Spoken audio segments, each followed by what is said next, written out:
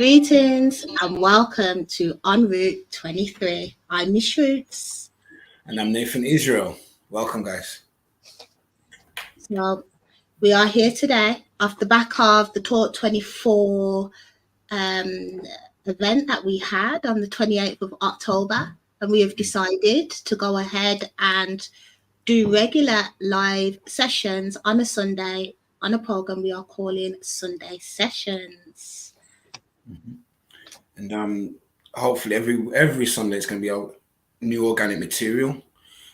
People are always welcome to join and engage with the conversations. We'd have guest speakers, also open conversations, but we always keep you informed every week to what's going to be happening the following week. So just guys, keep subscribing, posting and sharing the link for the live, which is En Route 23, including the website as well.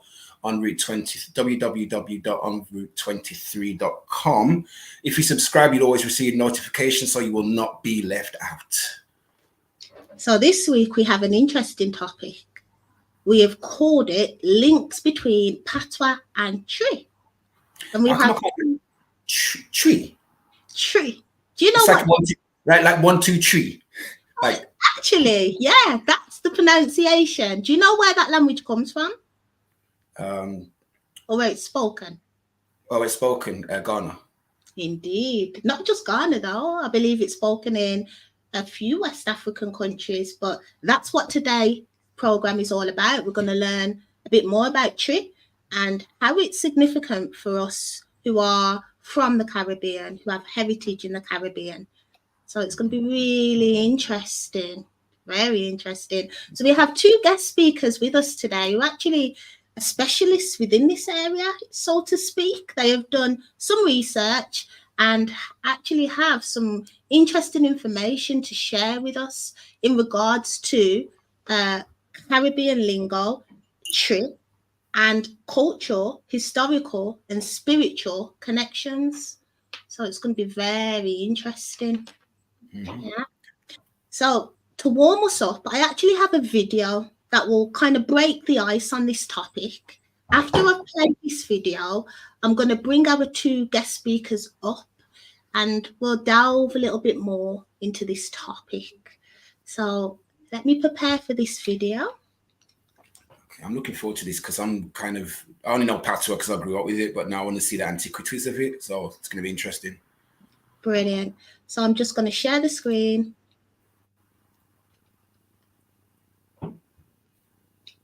Cool.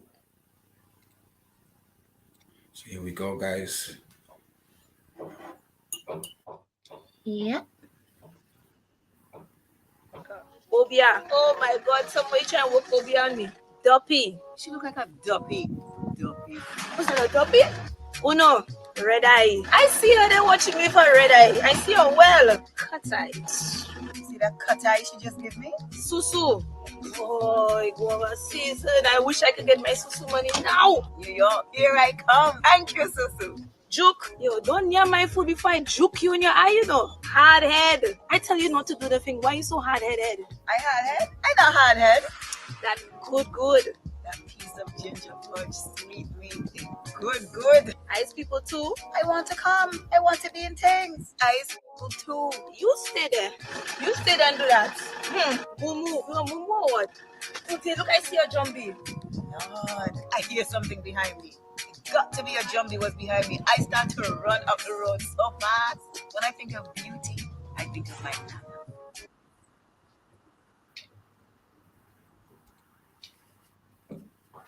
Yes. So how was that?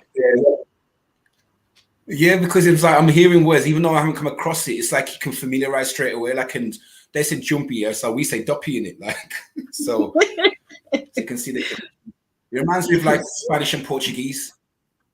Indeed. So on that note, let's bring our guest speakers onto the stage. We have Dr. Anthony Richards and Appiah. Welcome. Can you hear us? Can you see us? You are Dr. muted. Anthony, Appiah, can you hear us? I can hear you loud and clear. Fabulous. Yeah.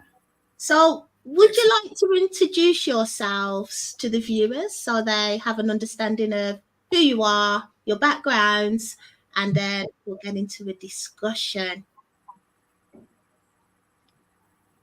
Appiah, you would like to go first? Oh, thank you very much. I was waiting for my father to start first, but no problem. I can start first because there is a proverb in Twi that say openi jariwia na insuasa. It means let me say, if the father or an elderly person has to bath last, because at the moment they finish bathing, water is no more in the house, so he will allow the children to finish their bath first before the elderly ones will bath. So I will take the lead before my elder. Yeah, my name is Appiah, as I have already been introduced, from Ghana, precisely West Africa, and currently based in the United Kingdom. And I'm a nurse by profession, and I am also into Pan-Africanism, teaching of one of our predominant Ghanaian language, that is Twi, and also the history of the Blacks in general, more especially within Ghana and beyond. So thank you for having me here. Thank you so much. Thank you so much, Appiah. Honored to have you here. And then we have Dr. Anthony Richards. Good afternoon. Sorry for grumbling in the background. My microphone was on, right?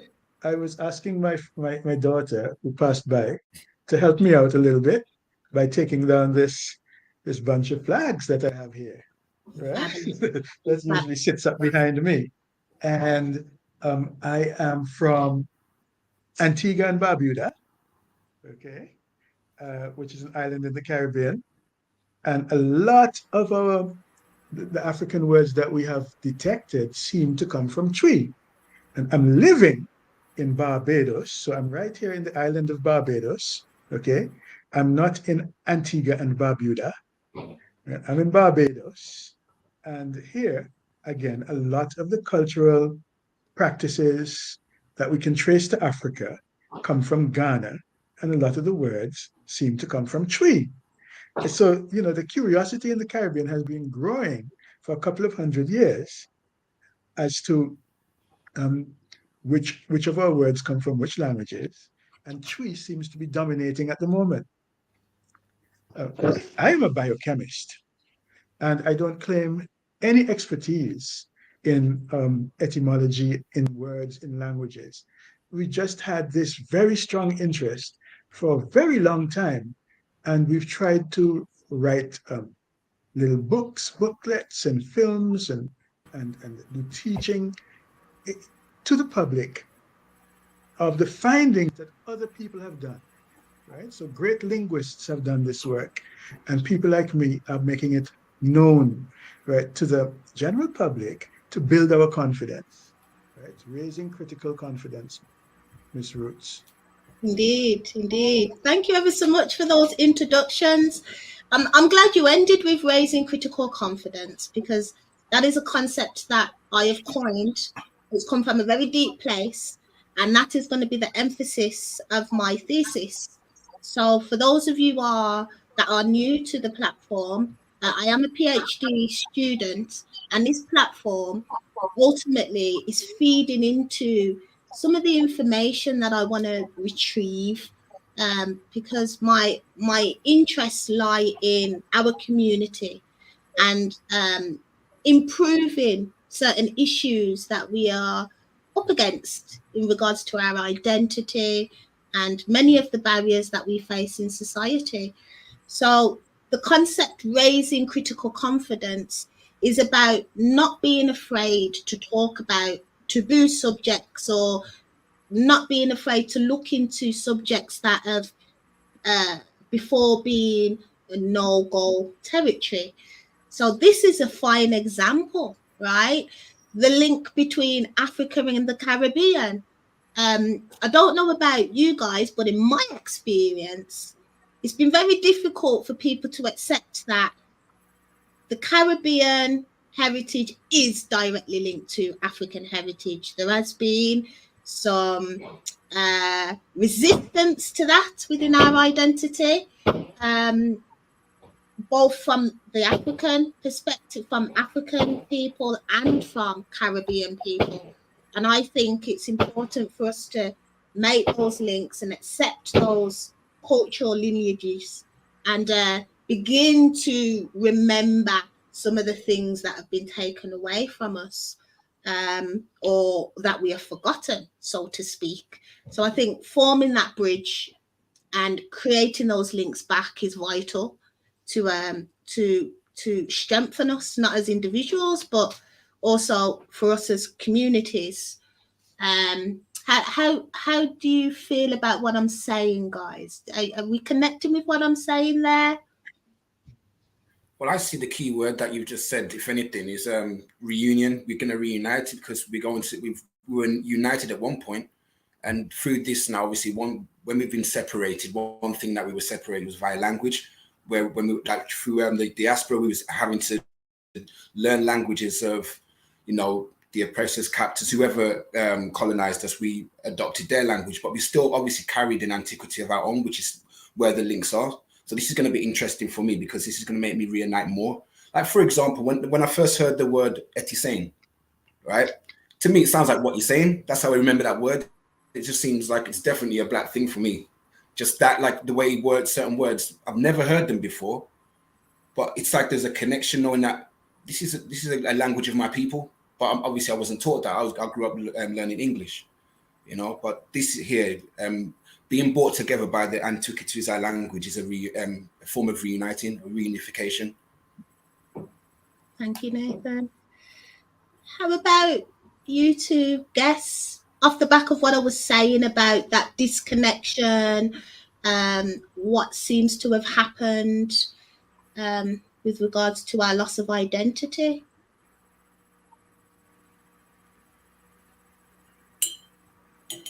Oh, okay. Thank you, sir. Let me say something a bit here. When you talk about the links between Twi and Patois, we all know that slave trade started in West Africa, and precisely I will then come down to Ghana, because when you talk about slave trade, it was in Africa actually, and almost every country or tribes in Africa is one way or the other is having something to do with the slavery or the slave trade that happened in those days. And when I come to Ghana, I realized that the majority of people that were enslaved were mostly Ghanaians that were coming from the Akan communities and some tribes in Ghana. And when I also, so this is our flag, that is Ghana flag. And later I will show you the Asante's flag. When we come down, we realize that the Akans were certain ethnic group that were very famous. And when you talk about Akans, there are many. They have a root where they are coming from, and the Akan is their name. And when you go inside this Akan, you have about 8 families. And when an Akan is talking about family, they are talking about mother descendants, matrilineal lineage, because all Akans are inheriting from their mother's side. And with this matrilineal lineage, they have like 8 solid family roots. And when you come there, it is there. And aside that, they have about 12 clans. And when you talk about family and clans, when you come to the Akan tradition, the family is different and then the clan is different. And when we are talking about family, we are talking about our mother side. And when we talk about clans, we talk about our father side. And the clan is like a spiritual body that protects us from our father, from our father. These accounts that I'm talking about are huge number of people, and through slavery, a lot of their people were sent into mostly West Indies. I'm talking about the Caribbeans, and they have populated there. So as we are going to link the language that these our forefathers, I'm talking about the accounts were speaking.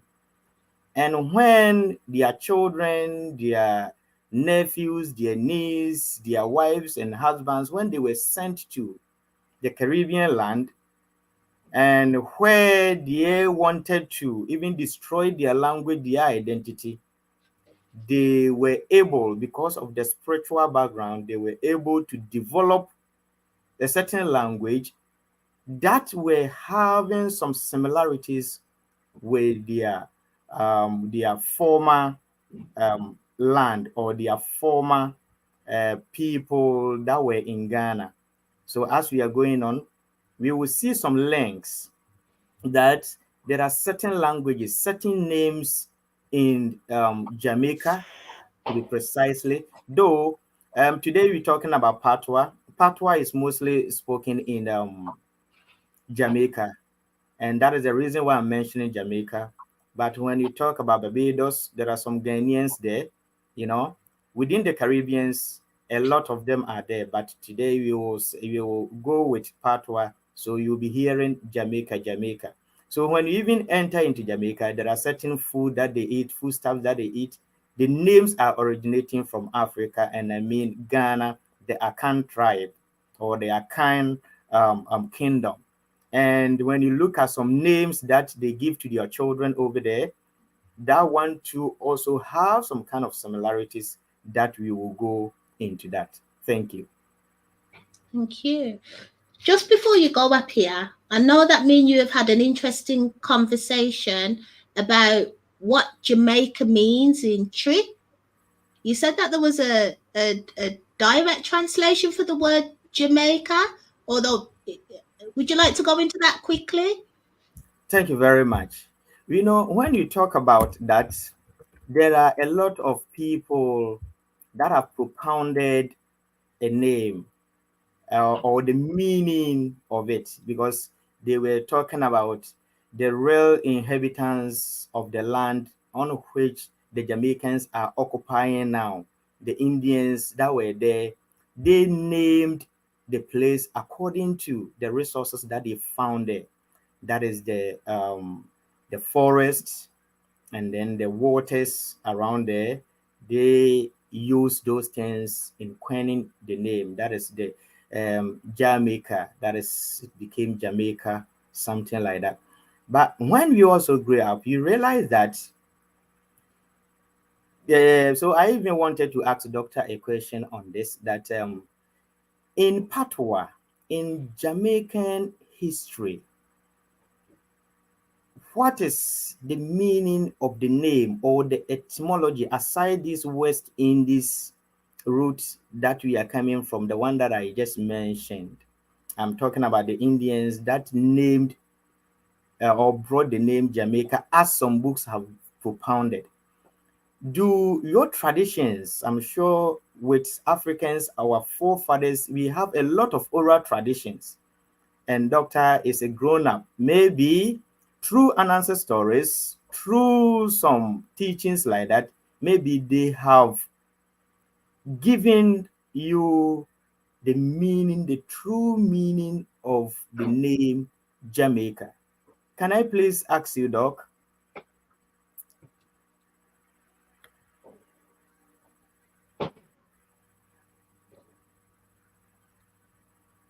You're muted. Okay, I'm unmuting. I'm actually, while I'm muted, I'm saying, how do I unmute? Right? Okay. But Appiah has moved the conversation forward quite a lot, right? Okay. I just, when you guys hosts were finished speaking, we were talking about disconnection, and Appiah has taken us all the way through to connection, right? And what as a as an academic sort of person, I have to say that there's some things I disagree with a little bit. First of all, English is a language that has actually brought us together, Mm. right? Um, we would not be able to sit here doing this, right, if it wasn't for some common languages. And it's also been a language that's killed other languages. It's one of those killer languages. Um, so there are two sides to the story. Uh, I imagine that in Ghana, where there are many, many languages, you must tell me how many official languages there are in the Republic of Ghana, Appiah, that Please come people again. The official languages in Ghana.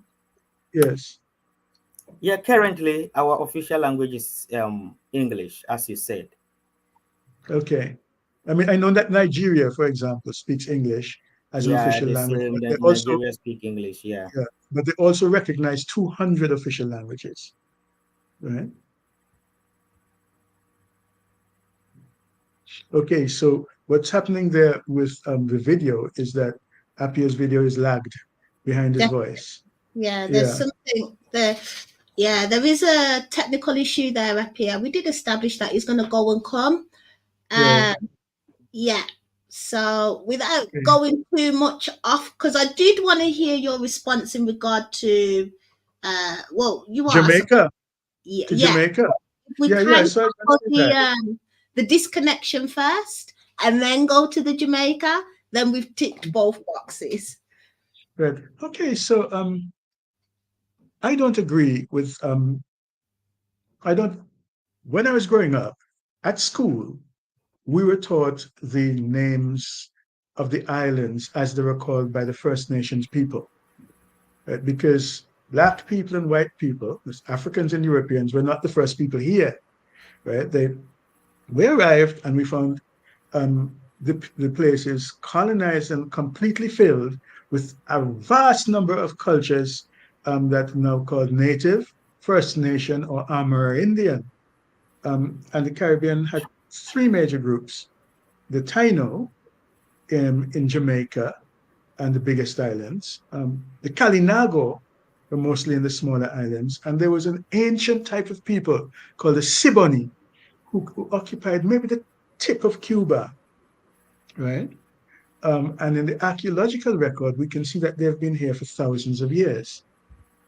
Now, the Kalinago name for my country is Wadadli, and the Taino name for Jamaica is Shamaka, which is for them, in their language, land of rivers and wood, right? Yeah. Now, with the rise of independence and Black consciousness, people have sought whether there are any connections in Africa, but Europeans knew the name as Jamaica, Shamaka, right, before they started to bring enslaved Africans here, right?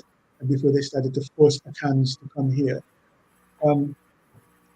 Now is the interesting part. Would an Akan, a Twi-speaking person, having arrived in Jamaica, hear the name Jamaica translated in his head into Twi, right? Because some people in Ghana are saying that in Twi, Jamaica sounds something like words that say, "we'll remain here," right? Imagine coming to an island called "We'll Remain Here" to your hearing. That must have been an interesting experience. And they might have had jokes, plays on words, and so on in the early days on the name of Jamaica. Puns, yeah? Speculation.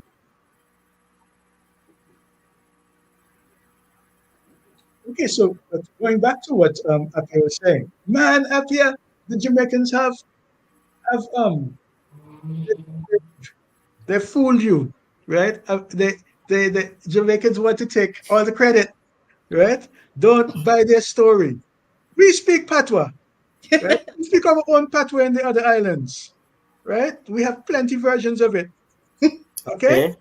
All right. In my country, we have Patois, right? And the variations all over the Caribbean. Some with more French in them, some with more African, some with more Dutch, some with all of us speak Patois, right? And then, in terms of cultural retentions, well, I would say that Jamaica has a lot more features of, say, Twi language and Akan culture than my little island. But then my island has 150,000 people in it at most, right? Jamaica has hundreds of thousands, even millions of people in it. Okay, 1 million people. So, what's Jamaica? How much million? 2 million, 3 million? I don't remember now. So they've got more people. Now, there's a special feature about Jamaica, right? It has an interior, and it means that black people and Taino people ran away from the Europeans into inaccessible areas that they were able to defend. And they were able to create new cultures up in there, cross cultures between the natives, right, and the Africans. And they called themselves, they were called Maroons. In Jamaica, they called themselves the Yankunkun people, right? Down in South America, um, in Suriname, which is part of the CARICOM community, there are Maroons there too, and they have retained all sorts of African traditions, you know, and language and so on. In fact, the tradition of Maroonage, people running away and forming new communities, or defending communities and signing treaties to keep those communities, goes back to the arrival of the first Spanish colonists, right? In the 1500s, a whole 100 years before the British arrived here. Yeah. So in Colombia, we have San Basilio, Palenque, which is a place they fought and they defended it, and they have rights to be there. And there's still an African village there. Okay? So we have Patios all over. Which is actually a nice cue because I have some footage of Dr. Anthony Richards taking a group of students around Maroon Village. Is it okay for me to play that footage to the viewers? Sure, let me just give a little context. Yes, please. We are heading to Nanny Springs. We're doing a sort of nature walk to Nanny Springs, celebrating the great fighter and general Nanny, a female warrior and healer who led the Maroons against the English and defeated them. And along the way, these academics, professors, and their students from the United States, from Seattle, wanted to know a bit or two about the plants that we were seeing. They went there specifically to understand the Twi that the Maroons still speak today. Okay? Fabulous. And on that note, I've just prepared this video, so I'm going to share my screen, and we'll be able to see Dr. Anthony Richards doing this tour. It's fabulous. So here we go.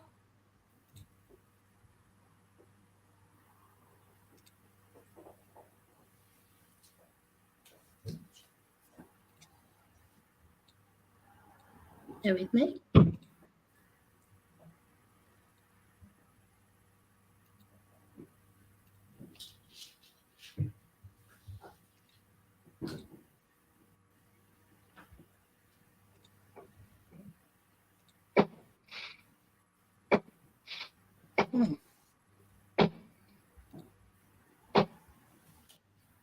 I was trying to establish where this tab has gone. I'm sorry. Bear with me. Should be there. My uncle told me that we're related to the Maroons as well. After my dad passed away and I went down to see him, he's telling me a lot. So we'll talk about that afterwards, though.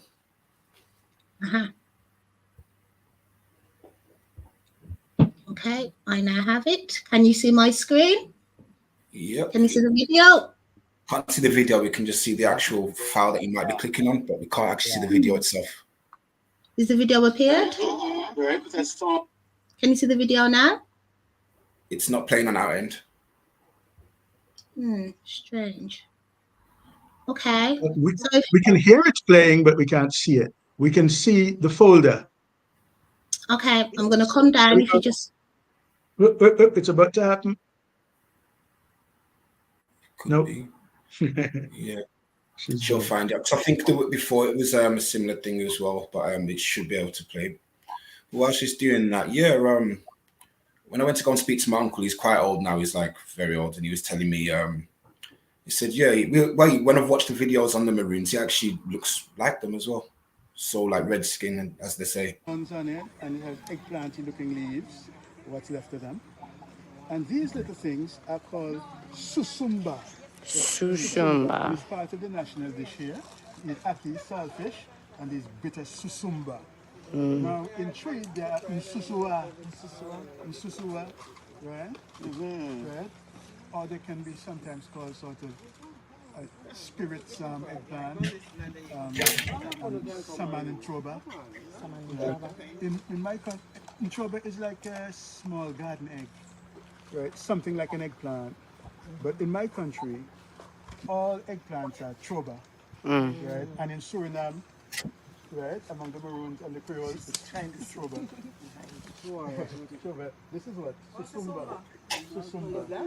Yeah, susumba. And you eat it, right? This is out of gully beans in Jamaica, and you eat it with? Yes. Saltfish. Right?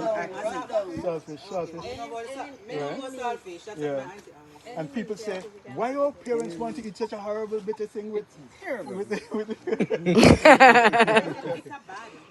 It's a nice contrast and it's good for you. But they have to be bigger than this. But you see, we still remember the Twi name is Susua, and we can say Susumba. And Jamaicans say that Haitians use these in their voodoo rites. And so they don't eat them. And so Jamaicans say, eat them voodoo. So they're afraid of us? Yeah, that Jamaicans say, Haitians are afraid of us because we eat susumba. They can't. I've never heard a Haitian say so. Every Jamaican says, yeah.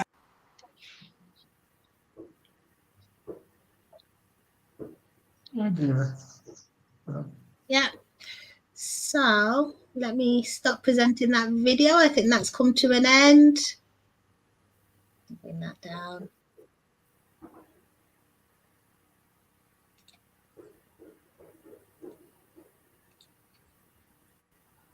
So thank you for sharing that, Doc. I just find it all really fascinating.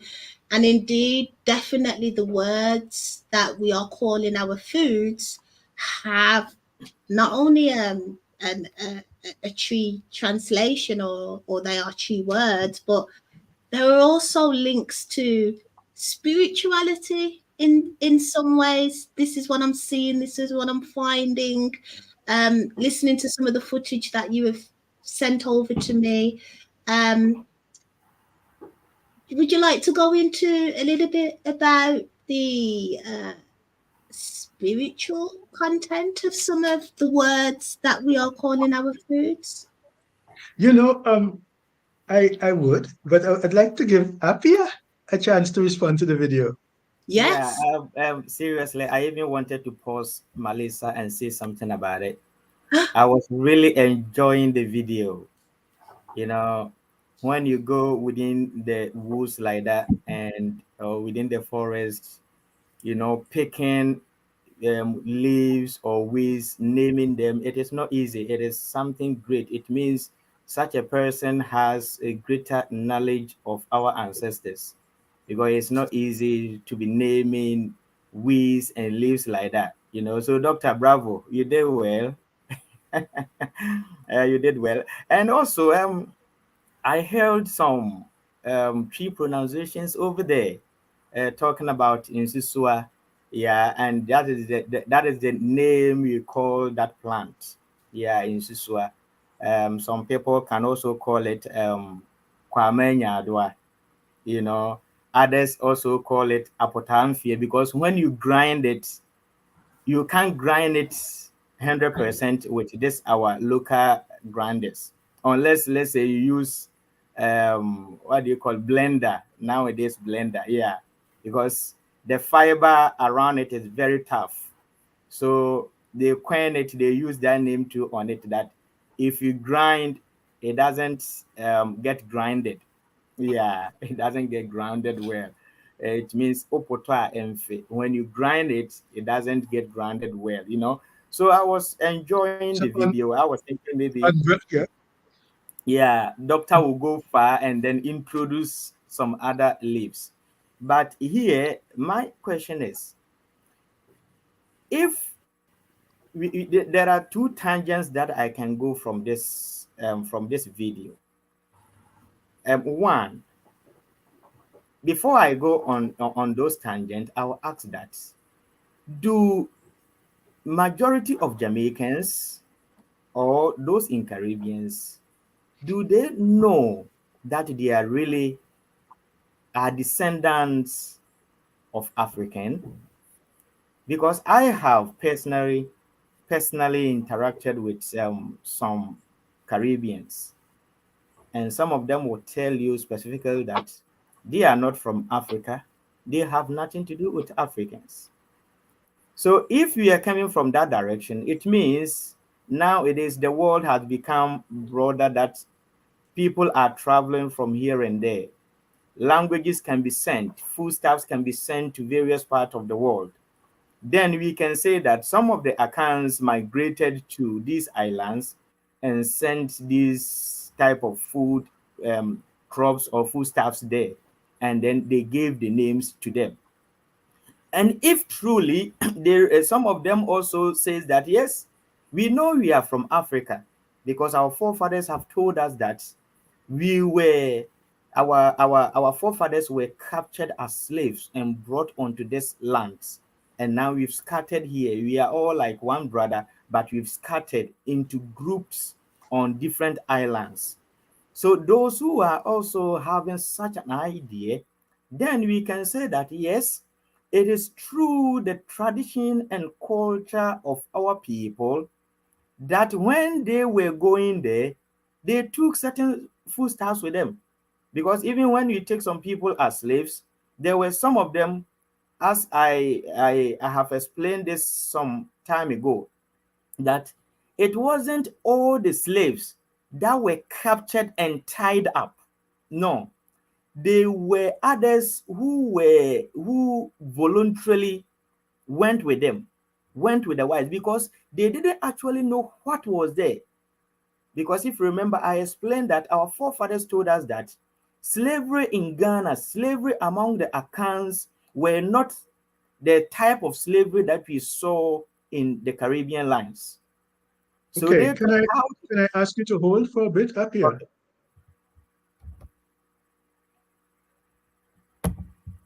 Yeah, Appiah, Yeah, it does. doctor, you can come in, please. Okay, he's having some technical issues, but we're coping. Okay, right. Well, up here, you said a number of things there, and I don't know if we have time to follow up on all of them. Okay, but they are important things. And today's topic is, Patois and Twi. And I'd like to try and stick as close to that as possible. Maybe your other tangent will take us down that way.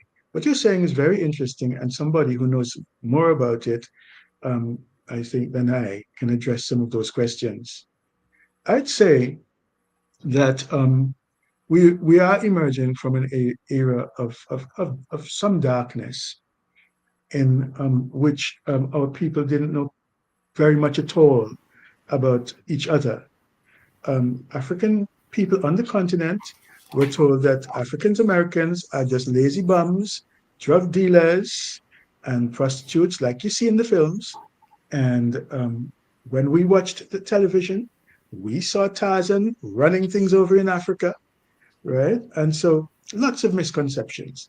But scholars and other people have put in the work, right, over the decades and looked at the origins of lots and lots of our words and our customs. Right? We're looking at food there, and food is one of those places where a number of words come through from Africa, especially Twi. Okay, and our scholars have produced dictionaries now. What's this? This is the Dictionary of Jamaica English, right? It's no joke. It's a serious scholarly work. That's Very beautiful. scholarly indeed, Yeah. right? Um, so my country and in Jamaica, there's a food called dukkana. Okay, and that night we made some dukkana, and our scholars told us during the last 20 or Doc, 30 please years can that you pronounce it again? You said it is called what? dokono, and Dokono. right, yeah, Yes. Is it hmm prepared with maize yes. Well, let me show you how it is done. It is prepared with leaves wrapped around it. Okay, wrapped and around what? wait, let me just show you exactly Okay. what I'm talking about. Can I share screen at all? Of Yes, course you please. can. Go ahead. Right. Okay, If let you me go see. to present, can you see the menu at the bottom? Present. I shall in a minute. Right. Here we go. Um, so And then, present. Yep, I see it. And here we go. Share screen. And yeah. we go over to my screen. Share screen. And oh, So practice. that's You what I should want. see like a menu of screens now, isn't it? You can select one, yeah. Yeah. And I see a menu of screens. I'm trying to double click on one of them to open up this one over here. Right. And each of these these apps does it differently. Right. Yeah. Oh, there we go. Everybody So can now see and hear you. I've got to give you permission Can you now. see it? So it's about to come on to the stage. So now Okay. you need to select. Can you see on the stage? Now you select the file you would like to show. Okay. So Stop sharing. oh, wait. You are, but you're Should I not stop sharing. sharing? No, you are Shall I sharing, stop? but you need to now go to the file that you want to share. And then there we Okay. go. Is this what you Okay. want? Right. Yes, this is what I want. Um, so on my Facebook, and that handsome fellow there is me, right? A very long time ago, right? And Oh. yeah, and I'm showing how we produce what we call dukana in my country of Antigua and Barbuda. And unlike Ghana, we prepare it with sweet potato, right? Which is strange because in Ghana, the kenke and dokono in most Ghana recipes is made from maize, right? Yeah. Um, That's the reason and why I wanted to know how it is prepared. Yeah. yeah, but I wanted to tell you something different first, right? So that's our dukana. And this article is really here about the leaves that we use for our dukana, right? Um, and I know that we use sometimes grape leaves and wild grape leaves. This food here is called chacha dumpling, right? From the tree in Chechawa, in Chetrawa. In Chitrawa. Yeah. In Chitrawa. Yeah, in In my Chitrawa. Mm-hmm. yeah, okay. And this is a different version here. You can see that you can use banana leaves to wrap them, or you can use aluminum foil in modern times. And there it is, ready to go. And look, that is chopped up in choba, right? Mm-hmm. Mm-hmm. Being served there with what we call dukana in our country, or what they would call kenkes in Barbados. Yeah. Yeah. Yeah. Yeah. That that is I I a I Rastaman can store. see I can see a lot of Ghanaian foods, and I'm talking of the Akans, the tree speaking family, a lot of their foods that you are showing. So I'll just come out of that one there, right? And stop the share for now. And thank you very much for bearing with me, Appiah. Um, I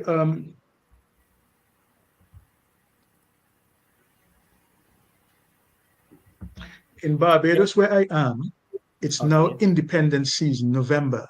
And all around me, people are eating what they call conkeys. Conkeys. And they're made from maize. They're wrapped in a banana leaf. Conkeys. Right? Now tell me about where the words kenke for conkeys and dokono, right, come from, please. Yeah, thank you very much, Doc. I am very very interested in the videos that you were showing or the images that you were showing, and it's like a lot of Ghanaian foods were showcasing in the Caribbeans, because all these foods are prepared in Africa. They are all prepared in Ghana. When you come to that is one of our major recipes. When you come to Ghana and you say you are looking for dokono, it means yes, you are a typical Ghanaian. And Nigerians come there, and how they enjoy dokono is not easy. And the names that you were pronouncing, all of them, I can see the etymology of the names. They are coming from the Akan language. That is the Twi language, you know. And there were some of them that have been wrapped in a different way. The original kinky, if I can also show this, let me see. The original kinky looks like this in Chi or in Ghana. Let me show you the image. Um, please, can I share now? Are you confident with presenting? Can you see the Yeah, menu? Okay, yeah. go ahead, and then I'll put it on the stage when you're ready. Okay, And so just share to let, screen. yeah, just to let some of the people who are interacting in the chat, I can see your questions. We will answer them shortly. So I just want you to know that I'm aware that there's some comments there that we'll tackle shortly. So thanks for your patience. Appiah, can you Yeah, see the toolbar at the bottom where it says present? yes. If you select present, Okay. yeah, So can we see now, please? yes, I can. Yeah, this is one of the types of dokono in Ghana. Mm-hmm. And this type of dokono, mostly we call it intel dokono or fanti kinky fanti dokono. You know, later maybe you will go in. When you talk of accounts, there are many, and you will go in and know the categories of the accounts. We have a certain group of accounts that are called fantis. So they came out with this type of kinky, which can also be called intel dokono or infante dokono. That is fanti kinky, and they use plantain leaves in covering the food itself. That is, they use corn in preparing this. They use plantain leaves in preparing it. And doctor was also showing me a certain leaf that they use to prepare it. Yes, there is one also called akanchie, and that is the type of food that doctor was showing. Let me see if I can see that one here. Akanchie. Akanchie too is one of the recipes of the akans, and I'm sure that was one of them that doctor was showing, and I was very very interested in that. Let me see if I can see that one. That's so uh interesting. I'm looking forward to seeing it. yeah, let me see if I can see that one. That one is a traditional and an olden food. So let me see if we can have it. Wow. This conversation is doing a lot better than going to some places that I didn't expect it to go to. Right? You know, so there are, I can see there are a certain similarities among the foods that we eat in Africa and in the Caribbeans. Unfortunately, I'm not seeing the image here, but in the course of the program, I will look for it. Yeah, I will look for it. Okay. Let Yeah. me show I you this wanted to say, one. yeah, This I is want to also interrupt you. another type of kinky Just that we make in Africa. Let me show you this one. Okay.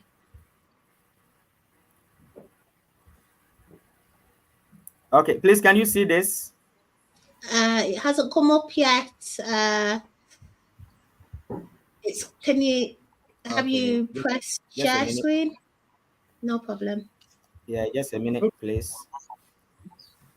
so we're learning something here. We ought to have practiced share screen beforehand, for a conversation like this, right? It was never going to be just about talking heads. Okay, so look at this. No, no, we We have to have this type tackle of all of the we learning have this type styles. of thinking, which Oh, is Right? can also you called expand it? Zoom, yeah, Zoom, yeah. yeah, Fabulous. which is also called Gakenke. We have a certain tribe. They are not Akans, actually. They are not Akans. They are Gans, and they are predominant in our capital city, that is Accra. They are called Gans. And this is how they also prepare their kinky. And they use the corn itself, the husk of the corn, the Yeah. peels of the corn itself to prepare this type of kinky. They put the maize, the food inside, and then they boil it. And we have different kinds of them when you come to Ghana. But my interest is on the local and the ancient foods that doctor was showing. And even some of them, you can't see them in Ghana at the moment, even among the accounts, unless you go to a typical traditional home. So this is telling me something. This is actually telling me that yes, though we can be sent to different places, but our root can never be missing. There is a certain traditional foods that were there when you were young, our grandfathers and our grandmothers were preparing. And these are the type of foods that doctor was showing. But the names are different, but the preparation and how they are being wrapped, they are just the same as doctor was showing. And I'm very, very happy to see those things. And in an appropriate time, if I get images, I will try and get some images from Ghana so that I can present it to you for you to see how those foods too are being prepared and they are being packaged because they are being wrapped just as those that doctor was showing. And they are typical traditional foods of their accounts, ancient foods that they were eating. But nowadays, you will not commonly see those foods in Ghana unless you go to a typical traditional home. Thank you. So very interesting. And I'm glad that we decided to do this video raw. We decided not to have Appiah and Anthony speak beforehand, but to surprise each other, right? Live. Yeah, so it's a bit clunky, but it is real, right? So I Yeah. got up. So thank you very much for that, Appiah. And I see Corey in the background sending through some very interesting comments, right? I Right. just wanted to show one thing before I give way. And I sneaked out of Jamaica some maroon docono, right? And so this is a maroon docono. I have Wow. it in my calabash, which is called paki. Paki. Calabash is called paki in Uh-huh. in um in Jamaica In from the Jamaica. tree yeah, from the tree Apache, right? Yeah, Uh, Patios. yeah, Patios. yes, That yes. is beautiful. You know, Yeah, the and name that now they call this um calabash is Kra, but the yeah. original name, the original account or tree name, the traditional one is called Pachie, Pachie, as doctor has mentioned it. So you see, that is the reason why doctor, if you remember, you said I was going to different tangents. But I was trying to let all of us know that we have one mind. If we are saying those our brothers and sisters on the land of Caribbeans are originally coming from Africa, coming from Ghana, then we will know how to link our informations, our language, the foods that we eat, our clothings, how we even our culture and our tradition. But if some of the people in the land of Caribbeans are saying, no, we are not Africans, we are just Caribbeans, then we can say it was transported from Ghana to that area. So these things that No, doctor is showing me is yeah, telling me that originally Caribbeans are coming from Africa, and a lot of them precisely in Ghana. Thank you, no, doctor. both things are true, Appiah, right? Um, we were enslaved in the Caribbean. We were taken from Africa. No mother, no black woman ever gave birth to a slave, right? As such, they were taken from Africa and enslaved in the Caribbean, right? As we say now, and that happened for some centuries. But there was also something else that happened. Some people were bought into slavery for the purpose of making soldiers, for example, and Yes, they were shipped as I to said, and some of fro. them came voluntarily. Yeah, Some there of were them, some of some them of who them were shipped. workers. Yeah, but some, yes, some were sailors, but a very large number of people were also bought to be made soldiers in the British system, right? Especially during the Napoleonic War, when they needed the fighters to fight Napoleon in Europe, but they needed other soldiers to fight Napoleon in the Caribbean, which was very, very important frontier. So black people were put into the armies with lots of freedoms. And these regiments also went and fought the Ashanti in the next century that followed, right? So people went to and to and fro, sometimes in greater or lesser bondage, okay? I wanted to Okay, show you Doc, this. sorry to cut you. I have the the image of the food that I was talking about. Ah, okay. Yeah, let us see how it is comparing to what you were showing me. Then we will know that Mhm, yes, really, mhm. there is similarities even in our food. Um, please, can we see this? Not yet. Yes, I Can we can. see, please? Yeah, Okay. this is akanchie. Zoom, zoom, zoom. Yeah, this is akanchie, and look at how we prepare it. You see those that doctor was showing. Yeah, it is zoomed now.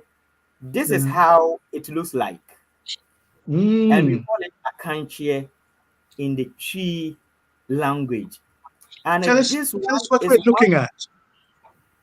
Pardon? Describe it for us and point out different things on it. Yeah, it is one of the ancient foods that we've been eating till now. But as I said, some of us don't eat it nowadays. And it is prepared with maize and red plantain, maize and Mm. red plantain together, and then they will Right. wrap it with leaves, just like the type of leaves that doctor was showing. This type of leaf, you mostly see them around sea or river banks.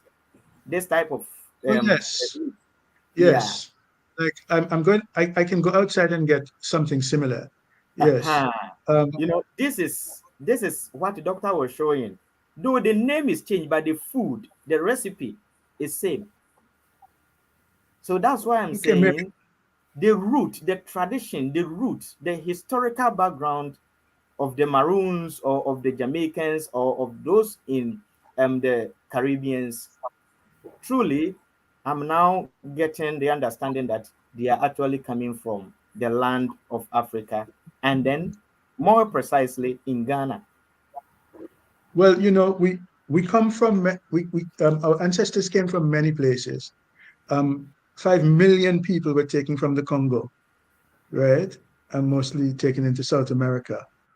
Yeah, today because In we are the talking about tree, that is why I'm specifically Yeah, coming to Ghana because yeah, when you talk yes, about tree, it is spoken in part of Togo, in Ghana, and then part of Cote d'Ivoire. Cote And d'Ivoire. then when you Yes. get to the Caribbeans too, and then in the USA. Yeah.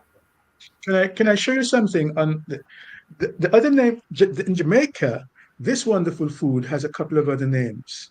See this? It's tied up in a ribbon with some banana Mm-hmm. leaves. Mm-hmm. And so a pet name is Thai leaf. Thai leaf, right? That's the other name for it, Thai leaf. And if you Mm-hmm. translate that into Twi, um, Thai, Thai leaf, could be like Nchetre, Mm-hmm. right? Mm-hmm. Yeah. Mm-hmm. In Chitre. The other, Mm-hmm. yeah, and the other food I show you was Nchetre, In right? Chitrawa. Yeah, Yes. the little Nchetre. Yes. And So then that is how we make in Chitrawa. How the food that you are in your hands. That is how in yes, Chitrawa too is being made. so this is other Jamaican. In Jamaica, it's called Dokono and Thai leaf. It has one other name, right? Which is funny. It's called blue drawers. Blue drawers. So here's the drawstring, like underwear. It's called blue underwear. Blue drawers. This is the Okay. drawstring. And I believe that joke goes back pre-slavery. I believe that it refers not to my brief, my fruit of the loom, and uh, uh, Calvin Klein.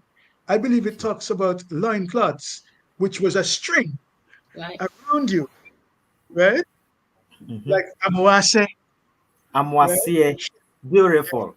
Cloth, Yeah. yeah, tied Yeah. around you. So we call it This is why, Amwasie yeah. or a So this camp is why in it's tree. called blue Amwasie or a camp. drawers. Yeah. Wow. Doc, Doc, you can even teach tree. It's like you are rather, you see. So this is one of the reasons why this program is very, very interesting, because have you seen that all the pronunciations that doctor is pronouncing, they are all typical and local a country that nowadays, because of modernization, some of our people, their cans, they don't speak it. They've gotten different names for that. But when you go to the etymology of those languages, those words, these are what doctor is mentioning.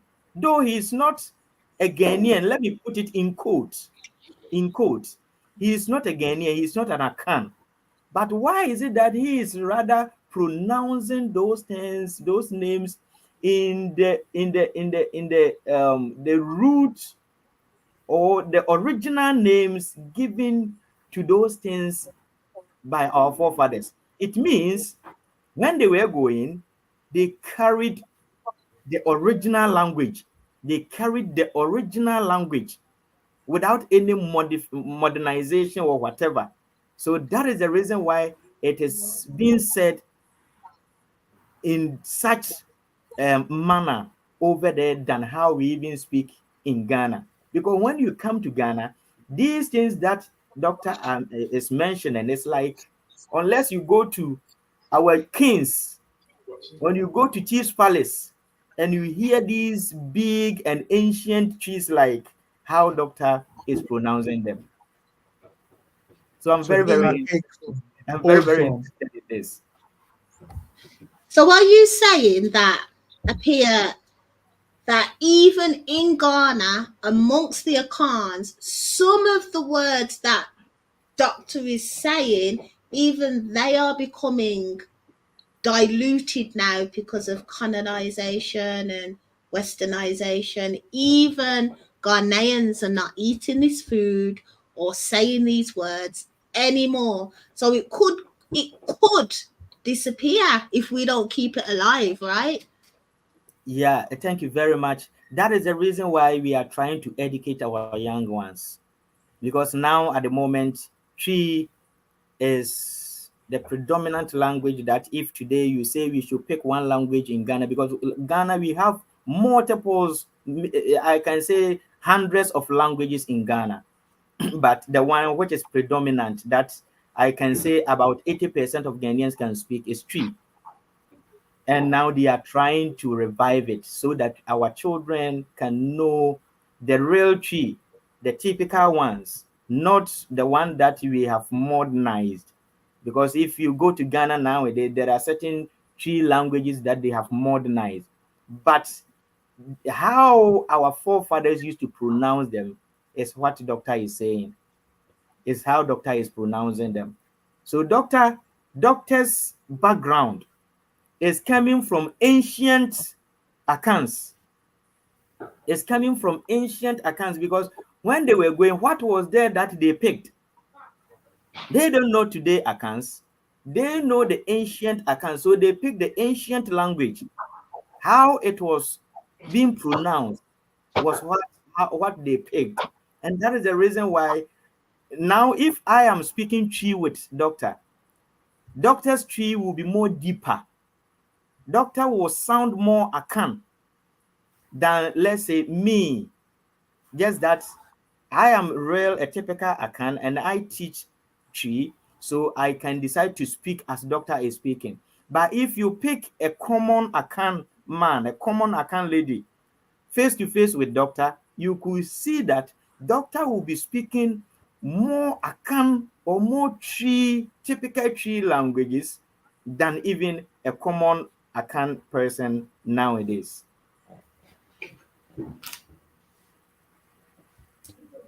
Interesting. May I should say something that is very interesting indeed. But I can only pick a word here and a word there and a word there. But there are communities in the Caribbean that can go sentence by sentence, by paragraph, speaking languages that are principally made of three words. The Maroons in Jamaica, three called Chromanti, um, during special ancient sacred rituals, right? And when they are possessed by ancestor spirits, they start to speak Chromanti. And it has a lot of true words and some Ewe and some um, words, but mostly three. So much so that a Maroon elder was able to come to Ghana and pour libation on Independence Day, and everybody could understand him, right? From the Caribbean, yeah. Um, most Maroons will not speak that around me. Um, they sometimes might pour, before saying it, they might pour libation and then say it. It's a secret language.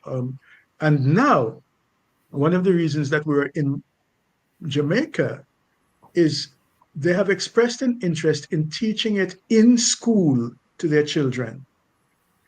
And so the whole question is, how do you take a secret, sacred language with a limited vocabulary and teach it as a language in school?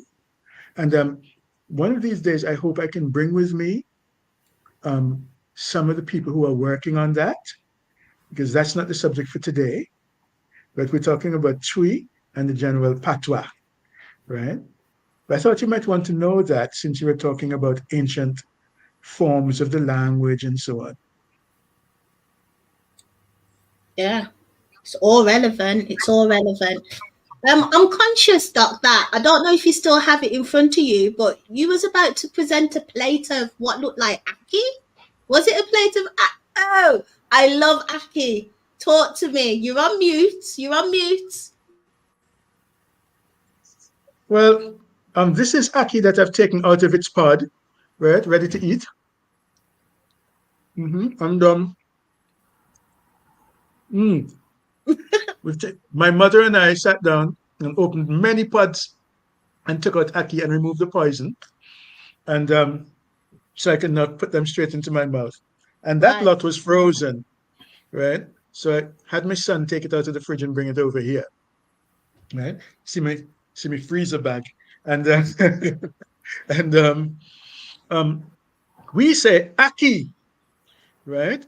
Ackee, and the modern Twi dictionaries say anchie, So tell us about that, Appiah. How Come did again. You said we get Aki? the tree says what? We we in the Caribbean call it Aki. Aki. But if you look at the dictionary of Christela's dictionary from 1890s, we'll call it Anchie. Anchie. Anchie. Okay. Mhm. What do you use to prepare that, please? We have a big fruit. It grows in a tree, right? And then it pops open so.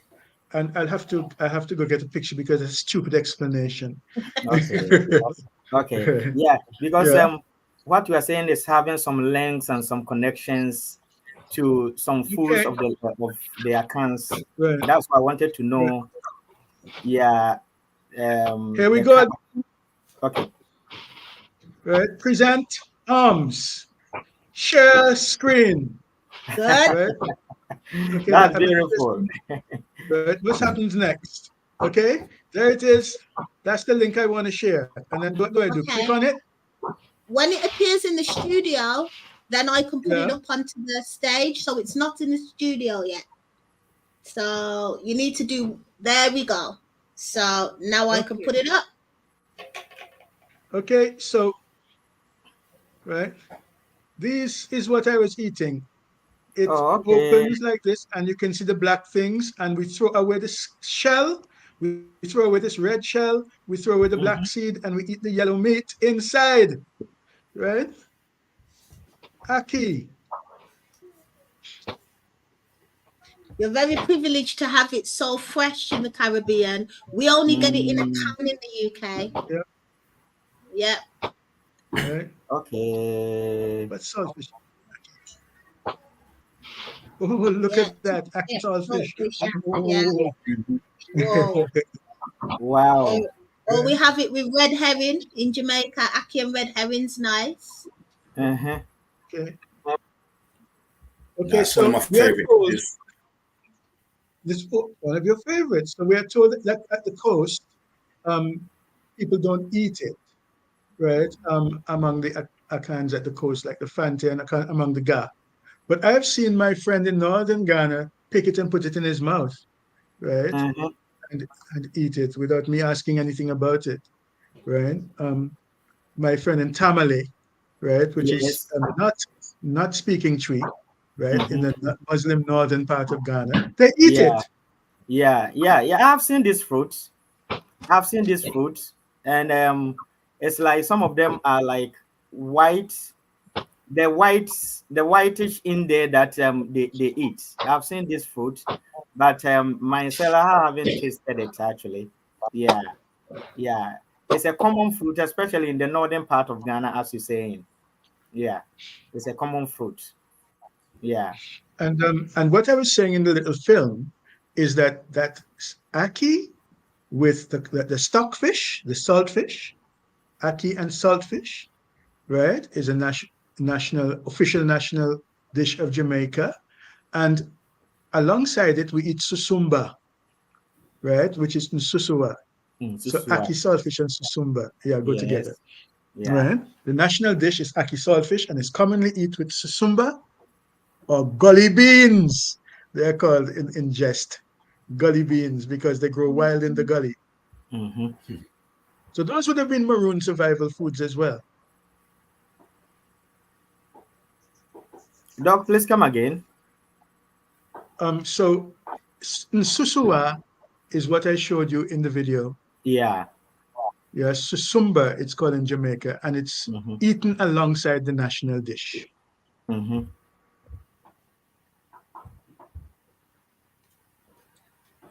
It's really And interesting.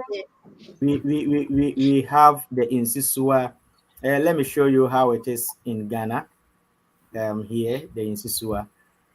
Um, let me also share my screen and show you the Insisua. Some people call it Turkey berry. That is Turkeyberry. Mhm. yeah. Let me show you. Let me go to my screen. Okay.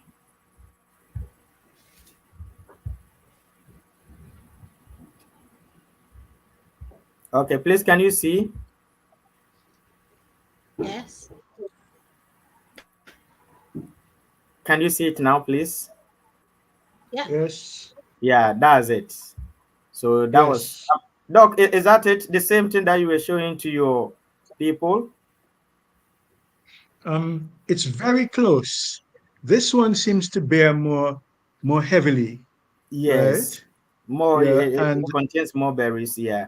yes, and that might be a result of gradual partial domestication because Mm-hmm. the ones that we have are very wild, right? Mm-hmm. Um, So um, this is in Susua, uh-huh, okay. in And Ghana. do you some? I've seen it sometimes called Saman Ntroba. Samantrowa. Yeah, like Samantrowa. The yeah. Samantrowa is also there, and that one is bigger than this one. Hmm. They are bigger than this one. They are even bigger So than they are bigger than let me garden egg. translate a little. Yeah, let me translate a little. Okay. Saman is ghost or jumbi or duppy, Mm-hmm. right? Saman Mm-hmm. is ghost, jumbi or duppy.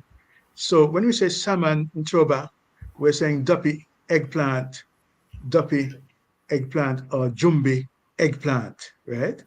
Okay. And for those who grew up in Jamaica, when you say something is jumbi this or duppy that, it means that it's not the original. It's a variation that's probably poisonous, not intended for human beings, right? Okay. So in Akantu, when you say entroa, samantroa, that is when you say saman, it means ghost. And when you say entroa, yeah, entroa means um how should I even put it for do you have fetish priests in the Caribbeans? We don't Fetish we don't priests. have yeah. Cactus first what? Sorry. Fetish priests, traditionalists. Oh yes we have Obiaman Okay. and So even yeah. not necessarily when you go to the these traditionalists, you can see there is a certain god smaller like that. They put some kind of stones in there that they shake in the form of incantation. So when you go to these people, you hear them shaking it in the form Yeah, of incantation, I've seen that. and it is in a kra like that. The calabash that is a small calabash, and it is in the formation of like a garden eggs or something like that. Yeah, and then they shake it like that in a Mm, form of incantation. mm. That Mhm. is entroa, you know. So some entroa, they are referring to something like that. It means ghosts, using something like that. That is in tree. That is the meaning of it. So which means if they are associating it to a ghost, it means it has a spiritual background. Mm. That food Can has a I spiritual share a background. picture? Right. So over here, right? Do I have an okay there, Miss No, it's not there Miss yet Ruth? when it appears. But I just want, while you're getting that ready, it's interesting that you're naturally, organically going in the direction that this conversation was meant to go in, sort of thing. I kind of breached it prematurely earlier about the spiritual connection. So I think it's interesting how you've naturally gravitated in that direction. So that's great. There's nothing in the studio yet. Here it is. Here Wait, we go. let's that is kind of what Appy was saying, what's the difference? And that's not what I meant to bring up first. But how about this? Can you see this colorful page? Nothing yet. Okay, well, these are various eggplant species and varieties, Mhm. right? A lot of them are the same species, the big ones, the Indian brinjal or aubergine, right? But look at this one here, this white one, right? We can't This see is a garden anything. egg. Oh, There's no, I asked there's you if you nothing could see there. this colorful. I asked, No. can you see this colorful screen? No, that means I have to come out and start up again, Yeah, right? probably. Yeah, that's what I was asking. Stop screen. Okay. present, share screen, right? Share screen again, select tab, right? Here we go, Miss Roots, Melissa. Here we go. I think this is what Charlene was saying here, right? Right, tell us, Charlene. It is here in the comments. It is like an orange, slimy, hard seed in the middle, right? Yeah. So the one I was talking about are those looking like is it pink? Pink or yeah, that one, those ones, yeah. Yeah. That is it. That is the intro. Some intro. That is it. In my country, we have a children's rhyme, right? That goes, we're talking about one of our national favorites, which is eggplant, right? And we eat it with stockfish, that's salt fish. Often Europeans hear it and say swordfish, but no, we mean salted cod, salt fish, right? And um, and we eat it with fungi, which is polenta, that or what Jamaicans would call turn cornmeal. Mm. And so the children's rhyme celebrates this food. Fungi, that's turn cornmeal, saltfish, and cod, and fat. So fungi, saltfish, and fat. Nothing sweeter than that. Mm. If you want to taste like a sweeter, clap the choba up on top. Mm. Clap the choba up on top, right? And the choba in that case means eggplant.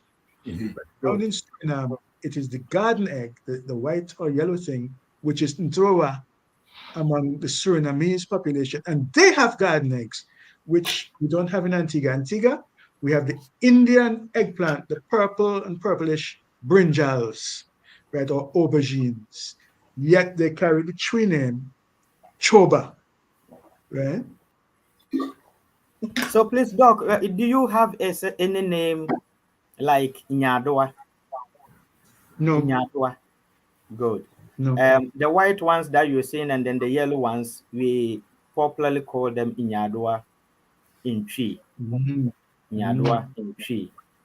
And then Okay. we call the bigger ones Introba or Samantroba. Yeah. Mhm. And then the smaller one, that the green one that we show, some part of some of the accounts to also call it Samantroba. Yeah. Jumbi choba, duppy choba, ghost choba. Yes. That is it. Yes, The okay. ghost in tree. Saman. Ghost. Man, yeah, Ghost. yeah. Saman. Mhm. Go ahead, Yeah, Mr. Nathan. Nathan. Yeah, just a quick one. Just the word saman, as you're saying with ghost, and like you was talking a moment ago about samani, like traditionalist and that. And obviously, I want to see a similarity of a word, because when you're talking about what they do with the they've got the shaking in the what's it called? The same thing what shamans do, and shaman is spelled similar to saman, but the word, the letter that's missing is the H, isn't it? So the same thing. We had shamanism that the Tainos and all that were doing traditionally back then as well. So they go and see the elder, and they was doing something similar to what you said. Yes. So when I saw heard the word saman and shaman or shaman, it's the same thing, is it? So I can see the similarity. Yeah, it's a close name. Yeah. Very close. Yeah. So, Doc, you see how they relate. Yeah, Doc, please, you're muted. Doc, you're muted. I don't quite see how they relate yet. I know that I've been confused for a while by seeing the word nchoba used for some sort of rattle, right? And I wonder, And what does that have to do with eggplant? Yeah. And now it's getting clearer, yeah, right? and Troa. And yeah. Thank you, Nathan. It's interesting to look for those insights. I believe the word shaman, as we know it in English, might come down from the Russian, right? Mm-hmm. Meaning magician or wizard. And then they came and they put that name on stigma the to it, Native Americans, yeah? Yeah, just like sometimes they call people in Africa witch doctors. There's not no African language that calls them witch doctors. None. Exactly. Not at Right? all. Yeah. Not at all. Right. So in It's like they that, always try to attach a bad stigma to it. yes. Mm-hmm. So in Twi, there'd be a couple of different words for these people who see the spirits, like the seers. There'd be Okomfo. And here in the Caribbean, we have a religion called Kumfa, right? Down in southern the Caribbean, which is a spiritual religion in which spirits come into you and you can Yeah, speak that to is Okomfo. In Chi, we call those people Okomfo. They do some kind of incantation, they dance, the spirits comes upon them, and then through that they can say certain words, they can do certain demonstrations, they can give revelations, and then they can even prophesy. So in Akan certain, those people are our prophets in the olden days. They were prophets, and they picked all those practices from the Israelites, because the history sent us back to Israel that accounts are coming from there. And they pick those practices because any king that was among the Israelites was having a prophet. And any Akan too on Akan land, any Akan king must have a prophet. And these are the Okomfo that we have.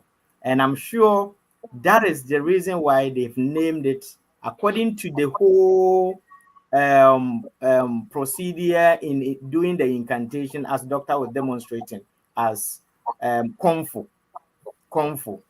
Yeah. So that is Okomfo in Twi. Yeah. I would love to hear from the people on the outside. Yeah. Can we put some of these comments up and respond? Because it has been quite active actually in the chat room. Corey had a good question at the beginning as well. Right. His question was, where can we find records in the Twi language describing events of the transatlantic slave trade or connected languages during that time? Can I get in before Appiah? And just to say that for most of history, Twi wasn't written down.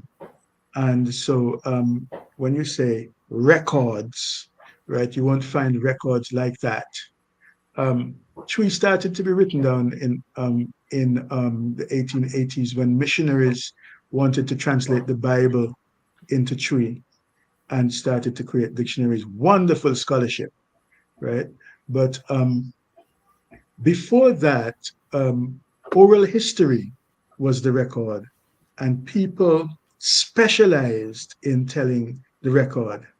And among the king's servants, there were people who were just specialists in telling ancestry and records. The people who were among the royal executioners, right? The Abrafo, there are people in the Ashanti who could just recite, and they specialize in never getting a word wrong. Getting a word wrong was serious embarrassment, right? And also could cause bodily harm, right? Because in the executioner's core, and in executioner's core, everything is about cutting someone. But yeah, among the many different types of knowledge people, you had these reciters.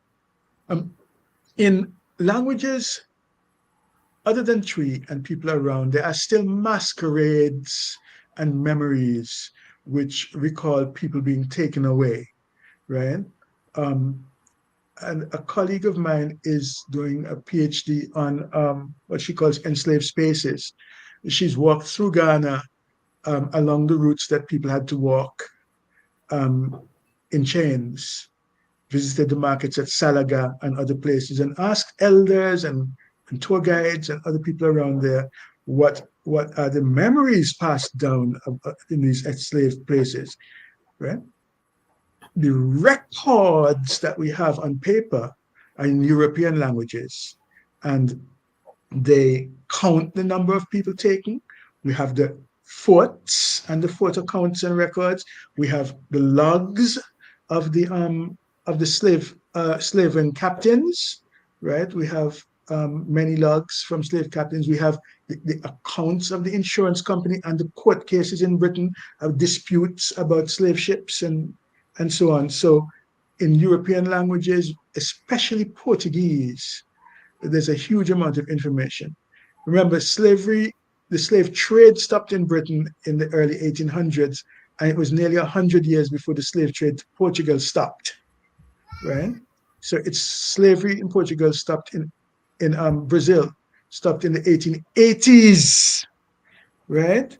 A couple of years before the First World War. Yeah, there's another question actually. Like the old maps of Africa, right? You know where Ghana is? There's a port, a slave port called Ouida. It's spelled Ouida, which I know translates, as far as I know, according to research, is also Judah, the Judah slave port in Ghana. And that's the mad thing about it, because obviously people in the Caribbean, anyone that's like into Rastafarianism, all the old reggae artists, they always represent or refer back to the tribe of Judah, which is the southern kingdom of Judah, Benjamin, and Levi. So I can, that's even that alone as well, having a slave port called Ouida, which is Judah, and the representation of how people represent Judah especially in the music industry as well. Like anyone that does reggae, and them, all the reggae artists, and they talk about the line of Judah, things like that. And obviously there's a relation as they talk when they go into Rastafarianism, Judah when they talk about the line of Judah in Ethiopia, which is obviously one of their emblems. Yeah. Okay, let me also come in, and then our brother or our sister's question. Doctor has really, yeah, more or less bouncing off what Corey was saying about the transatlantic. What Nathan was talking about, the ports of Uda, yes, you will find it there. But myself, I don't actually know where the Rastafarians referring that name Judah from. Because whenever they say Judah, they continue by saying Lion of Judah, and when you talk about Lion of Judah, it means you are going to the descendants of Jacob, Yep. Yeah, the descendants of them, yeah, the tribe, yeah, the Israelites. As doctor said, you need to go, but looking at the whole thing, there are some questions that bring certain things that we need to reveal. Africans or people, black people, were not a thing, sorry to say, that just came from somewhere. We are actually coming from people. And the people that we are coming from are the original people that were created by God Himself on the land of Africa. Nowadays, Middle East that we see, it is part of Africa. It was called Northern Africa in the olden days. It was called Northern Africa. So those people, all of them were Africans. God created people within this Africa, black people. And then we descended from these families. And whenever that we are moving, there will be a certain trait, a certain tradition that we will pick and then go with it. Yeah. So when a black man is singing and talking about Lion of Judah, you need to think about it very well before you can comment, So now let me come back to the question. Doctor said Akans were not writing. Yes, they were not writing as we are writing today, but our forefathers were actually writing, but not in this form of writing. How did even writing start? Writing started when people wanted to make representations, represent what they say to things. That is the reason why, if you look at the ancient language, their writing, their style of writing, you will see it like branches. You see it like sticks. Yes, that is how writing started. So they can pick two sticks, cross them like this, and it will mean something to them. They can put one stick there, then break the top of it. It will mean something to them. So they were using those things in demonstrating what they say or what comes into their mind. And that was where writing started from. So those Africans, North African, I'm talking about the Middle Easterns and then the Asians, they are using the ancient style of writing. Ancient style of writing. So they were writing already before Okay. this alphabet started coming. Now let's see No, something. I agree. There is a I agree certain with town. you. There is Doctor talking? Yes, I'm saying I agree with you, but the person Okay, asked Doctor, please specifically. let me end with this point. There is a certain town in Ghana which was formed or which was established long ago, before even the white man discovered their so-called discovery. They discovered Africa, or they came to the Portuguese, the first European people that came to Ghana. There was a certain town that was formed or that was established, and the name of the town tells us that they were writing, because our forefathers said it was out of writing. In writing, the typical etymology of the name writing in Twi, we call it, now we say tre. Now we say tre, right. But if you go back to our tradition and our historical Twi, we say krutri. Krutri. It means right. Krutri. And the name of that town it was formulated from Krutri. That is right. And now it is there. It is called Akrotre. Akrotre in Ghana. And the white man came, and then they couldn't pronounce it. Now it has become what? Inscribed. Akrokere or something like that. Yeah, it's Krutri, Krutri, Akrokere, Akrokere, So they said they were making some inscriptions on rocks, a plate of rocks. They were able to make some inscriptions on it to demonstrate something, so that they do not forget what they have said or something like that. So on that land, on that side, they were able to formulate those things, and they use that to name that town, and it is there till now. So I go with Doctor. The white man came and then developed this alphabet for us, and now our writing started, the modern writing started, for us to know what is A, what is B, what is C, and then we can join them to make sense. But before that, the major part of our history were oral history.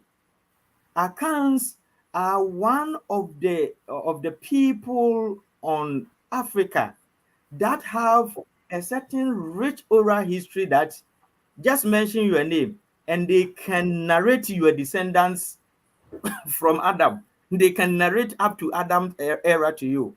They know everybody and they know their history, and it doesn't perish.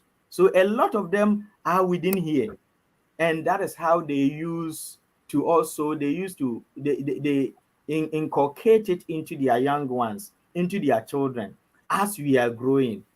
And some of them are true unanswered stories. Some of them are true giving you an advice. We have so many forms of keeping. Proverbs. Yeah. Greek So Doc, proverbs. I think you can come in here before I continue. Thank you. No, I just said, you said it is sometimes passed on through giving an advice, and I was just putting in the words proverbs. But this Beautiful. in Yeah. Proverbs, Yeah. because one proverb of our forefathers can write a book, can write a whole book. They have compressed so many things and then they make it as a phrase, a single phrase. That is why if you are an Akan, a typical Akan is someone who speaks the tree with proverbs and idiomatic expressions. And then we have something we call euphemism. Yeah, because there are a lot of things that a typical Akan will not say it as it's supposed to be said. Yes, we have a lot that we say, and I'm sure later we will go into that. Our proverbs, our idioms, the euphemisms in Akan, there are many, and our forefathers used to compound our history, a lot of them into those things, and even some of our histories are in the food that we eat, in the dresses that we wear. Looking at this shirt I'm wearing, and I can narrate a story, the background of those, even the designs. We have certain design, we call them Edinkra designs, and later we shall see them. Those designs, they are having a lot of historical backgrounds. Even the chiefs, the staffs that they use, the linguists use, the Ochiame use, the staffs, they also talk. So we have so many things that we have incorporated our history into. And when you bring it out, people will understand you. That is the reason why we have a lot of speeches that we don't use our mouth. We don't use our mouth. Accounts, they don't use their mouths. They can even wear a certain kente to talk to you and you understand. If you are a real typical Akan, you understand that when you go to the northern part, though they are not Akans, the northern part of Ghana, precisely Tamale, they have a smoke, and when they wear the smoke, they wear a cap on top of it. And then with this cap that I'm talking about, the position of the mesh of the cap, where it will go, whether it comes down here, whether it comes forward, whether it goes here, or it goes back, or you let it stand on top of your head, all of them mean something,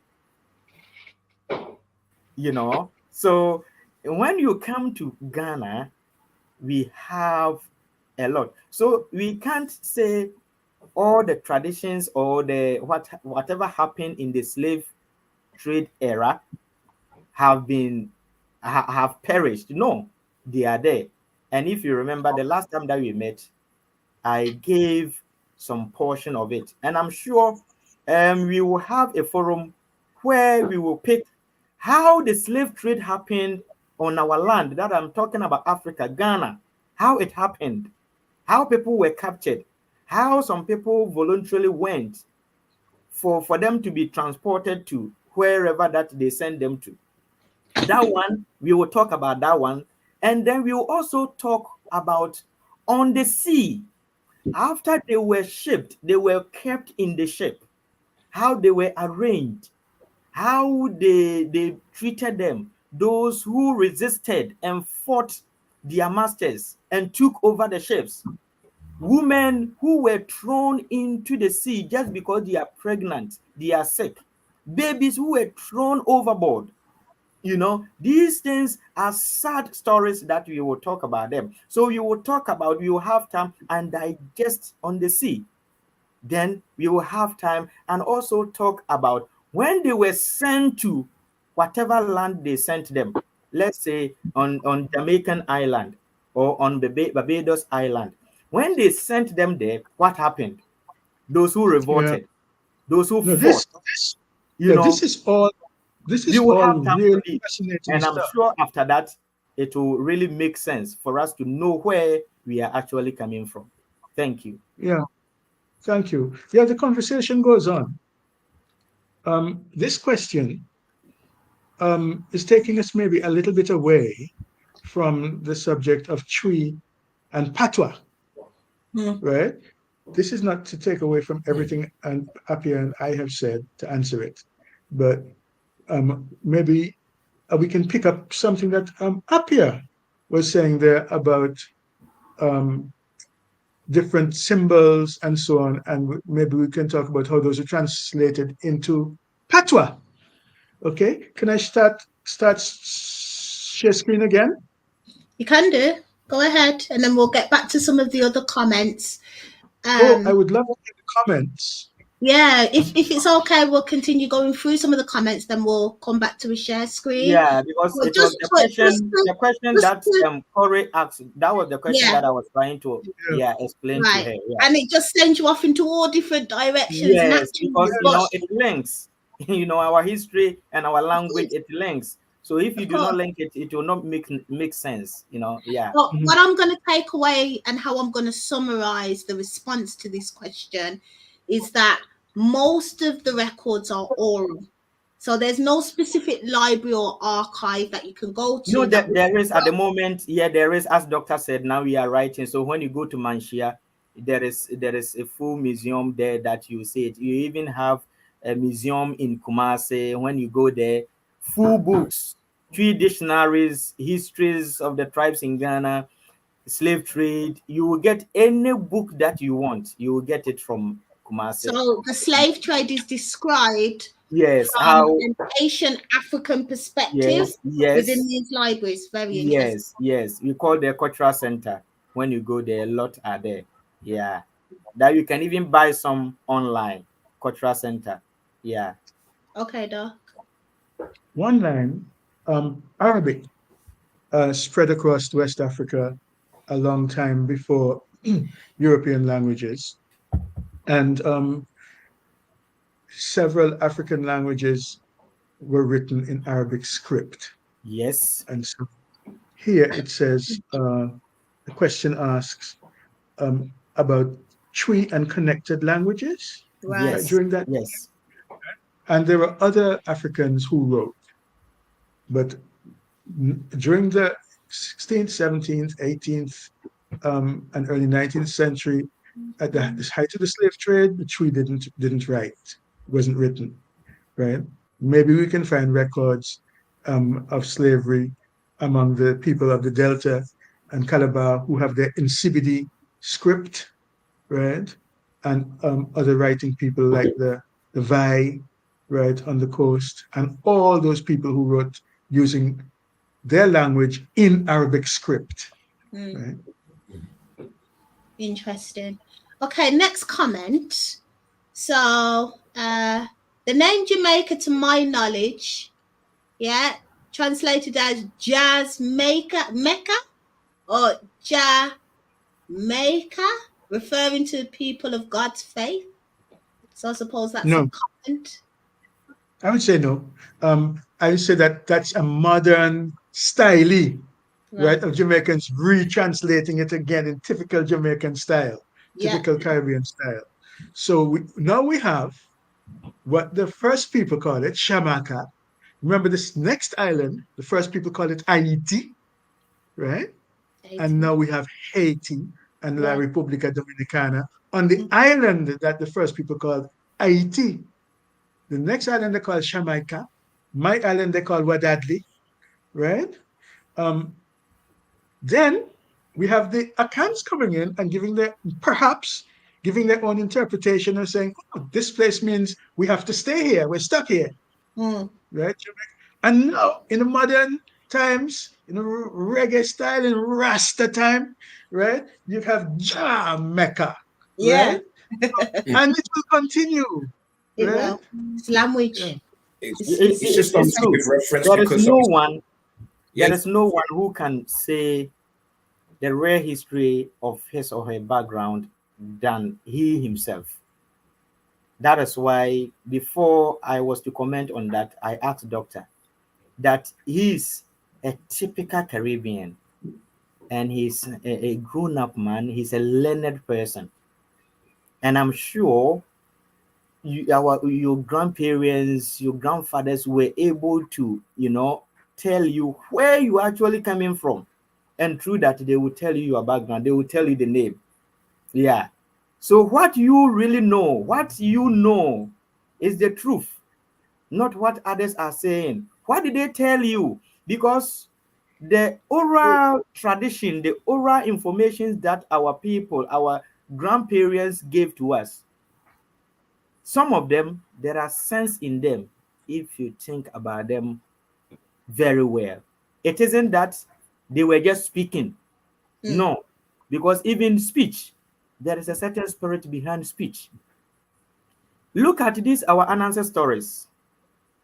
These ancestor stories are something great that people see them as just a mere ancestor story. But no, there are sayings, stories that they coined out of a certain spiritual inspiration, and then they brought them out. And that is the reason why anytime that an ancestor story is being said to you, you will see that it touches the inner soul. It grips your mind. It makes you think. And by the time the story ends, your behavior will change. Because I remember in the olden days, when you do something wrong in the house, your grandmother or your grandfather will call you inside, come in here. When you go there, she will start telling you a story. And by the time the story ends, you will see yourself in the story. Meanwhile, you are not part of it. But if it was a lion, you will see that you are the lion. What you did was the lion, what the lion did in the story, and the consequences that the lion had is what you may inherit. Thank you so much for that. Giving us the picture of Granny bringing you inside is a context which we don't necessarily have about Anansi stories, right? Look over here on this screen here. Um, I have I have reserved something for you on Facebook, and then share. Here we go, Miss Ruth. Here we go. So here's the phrase. Is it up yet? Yes, it is. Anansi stories. Yeah. Can you see it? Yes, Yes. please, I can see it. Okay, so my Facebook album was a Nancy story. So what was Nancy Tory like in your island? Okay, Nancy Tory of a sort of that is Patois, right? And Yes. I understand that even in Ghana, the what you call pidgin, uses the phrase Nancy Tory, Yes. right? Yes. So we can go down here, and in my album, I've stolen a number of Anansi pictures off the web, right? This is the symbol in Ghana of Anansi, and this is the spider that I grew up. Um, this is the spider in my garden when I was a boy. We always call this one here Nancy, right? This Yes. was a Nancy. Yeah, it's a Yeah, type of finance. Yeah. yeah. It's a type. Anansi means spider in tree, Yes. but for Yeah. us, this particular spider was also specially called Nancy. And Okay. earlier, Appiah talked about the king's mouthpiece. King doesn't talk to people. He has a mouthpiece called Akim. And the Akim staff, the top of the Akim staff, right, can, it's the Akim staff. I'm seeing the Akim staff. Yeah, here is it. Top of the, yeah, top of the Akim staff shows the wisdom of the elders, Yeah. right? There is a spider in the middle and it's weaving the universe there, right? Yeah. That's So this one Anansi. is talking to us. Yes. Yeah. So this is some people who have done designs with the Anansi, but the Anansi symbol.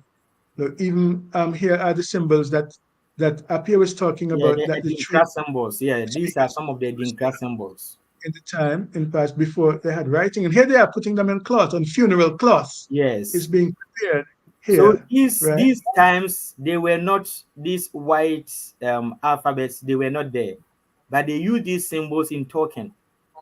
They were using symbols, these symbols in talking to themselves. Mm. Yeah, these, and all of them have meaning. And because of our time, it seems our time is getting up. Like we can explain all of them. So here's the staff that the king's mouthpiece would use, right? And look right at the top of it. This finial is the same Anansi, right? That's the staff of wisdom that the king's mouthpiece would have. That's the person who speaks for the king, right? And in Patois, we have reclaimed. We still have some of the names of the characters that were in Anansi stories in Ghana. For example, we have Brother Tukuma, right? We have Brother Nancy, we have Brother Tukuma. And Intikuma. yeah, and we call it Wow. Tukuma, right? You say Tukuma. Yes. I'm very glad and happy to hear this, because when you were young, the doctor is bringing back memories, Intikuma, Anansi. Yeah, I remember that. I remember Nathan, were you told some of them? Yeah, the story. My age is showing now, isn't it? I did see. I had the story read to me as well growing up. I was reading them with the anthology books, even at school as well. It was available in the library. Yeah. So you call them the characters. Those are the main and predominant characters. Any story that you say and Anansi and those his children, 3 guys are in there, it is very, very interesting. And most of the times, if the 3 children are not there, but Intikuma will always be with Anansi. Intikuma is one of the main characters. Always he goes with Anansi. Anansi was having 3 children.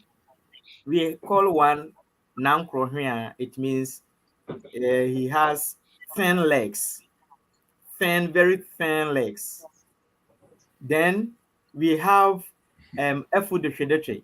It means he has a big belly like that.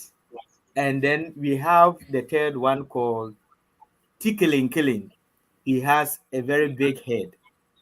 But the Intikuma is a normal structured human child for Anansi.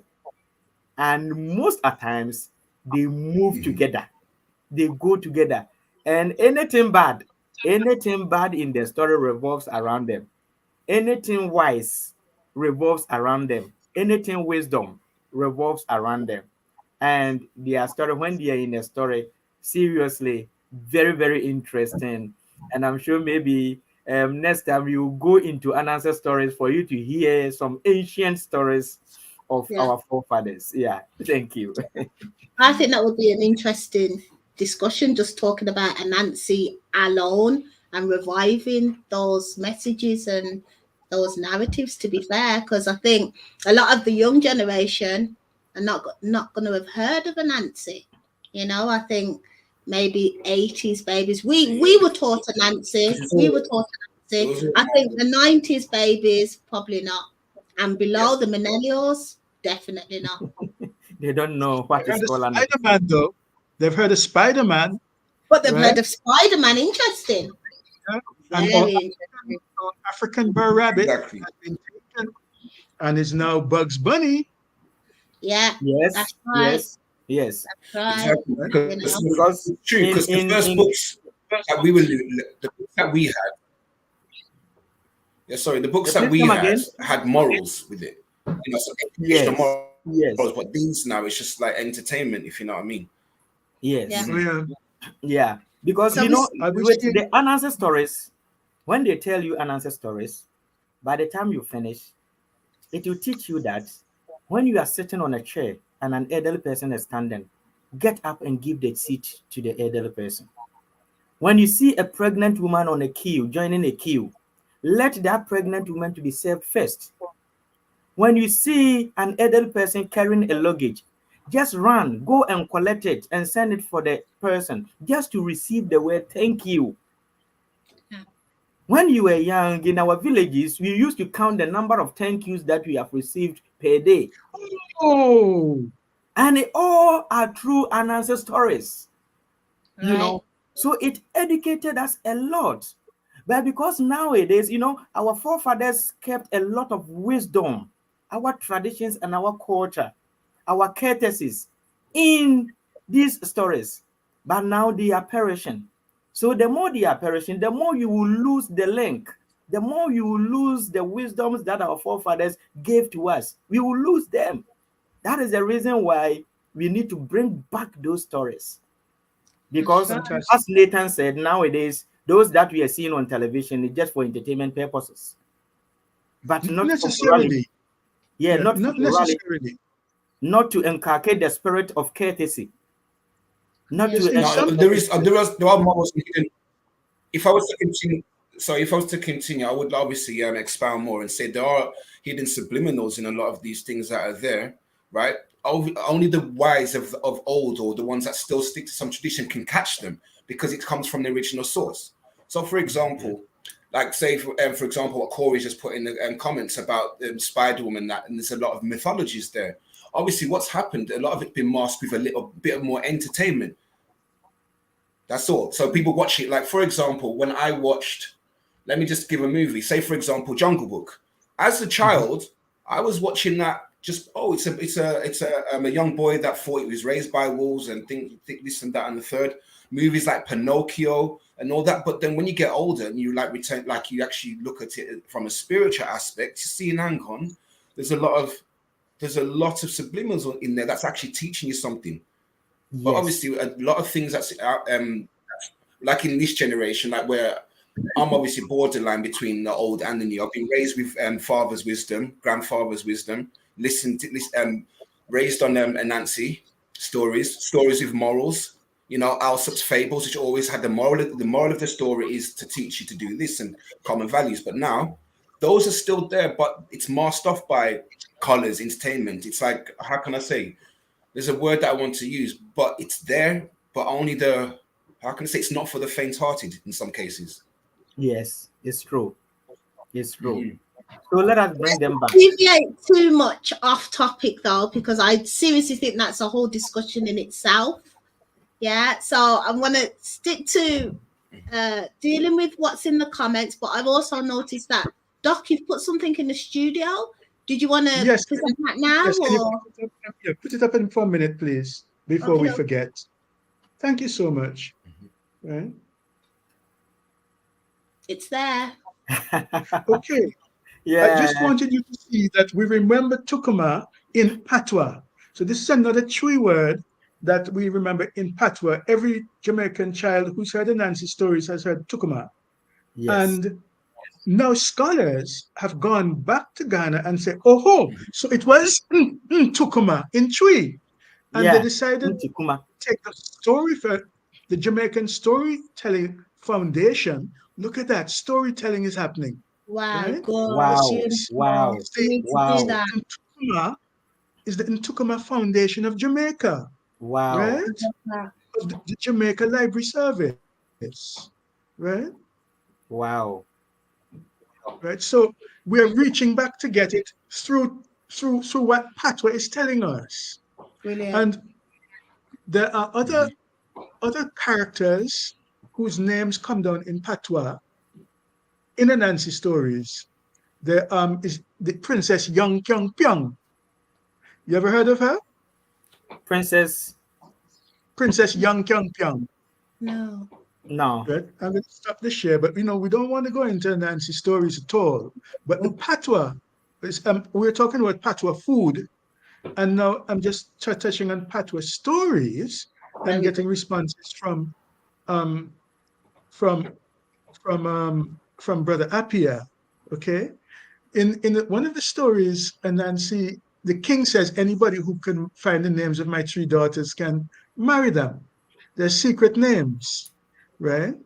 And Nancy devises a trick Yes. to Yes. trick the Yeah. girl We have into it. We have it there. shouting out names, right? So in one of the stories, the girls go down to the river to bathe, and then Nancy steals their clothes or something like that. Different things he does in different stories.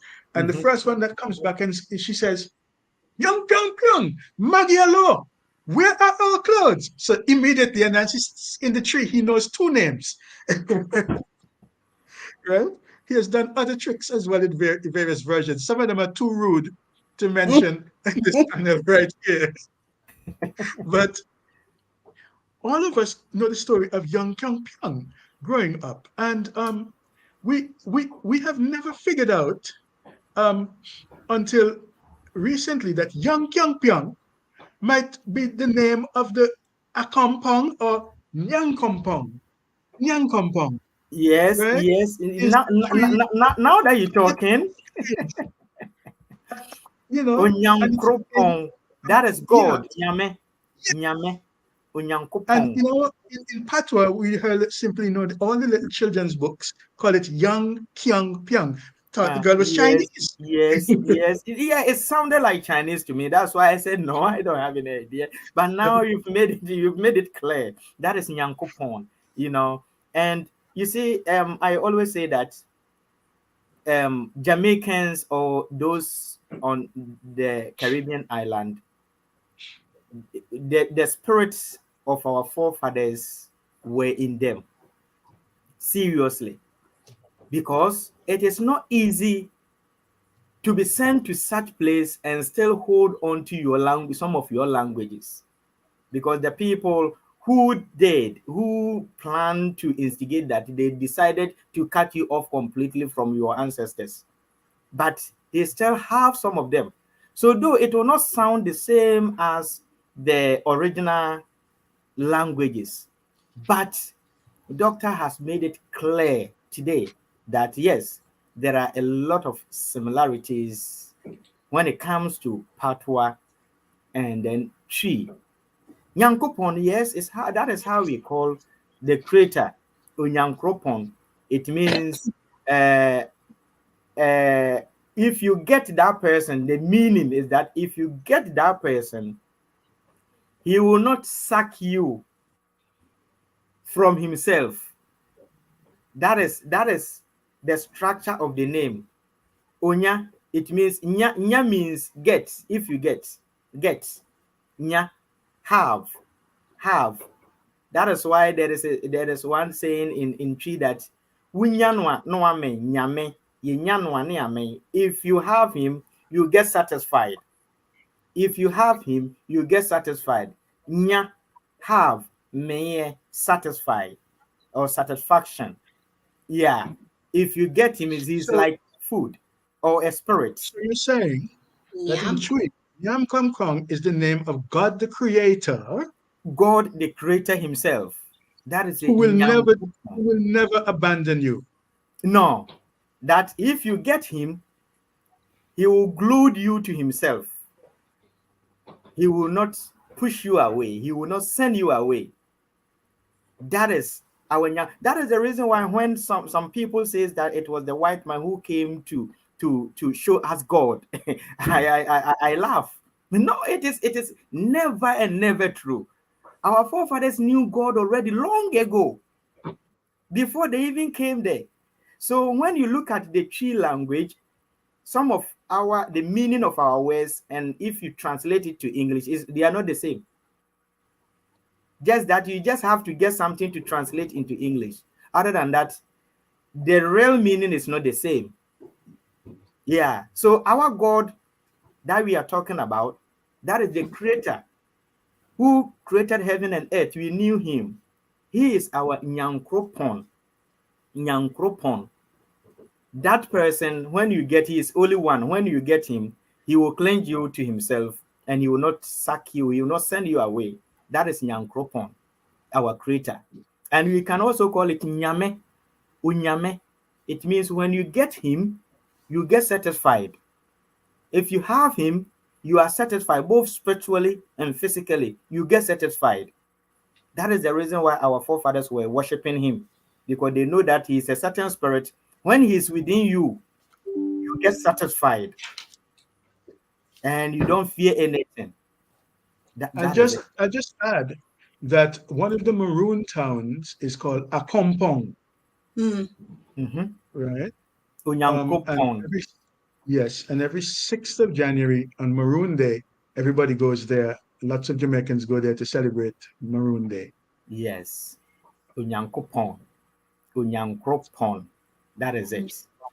It was the That name of one of Nani's brothers, General Nani, the woman yeah, fighter. She had yeah, brothers Kujo, she had Akompong and somebody else.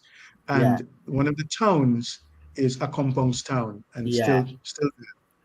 And Nani so it's was a there now, typical Patois. Akan. Nani was a typical Akan. Yeah. So all the brothers that you're talking about, when you read about the history of Nani, it's like you are reading the history of African warriors, the queens, some of the queens. Because Nani's family, if you trace according to history, they said Nanis is coming from a family in Ghana in which Yasantoa is also coming from. And within their family, they allow their women to be act as kings, though they are queens, but they act as kings, and they are warriors.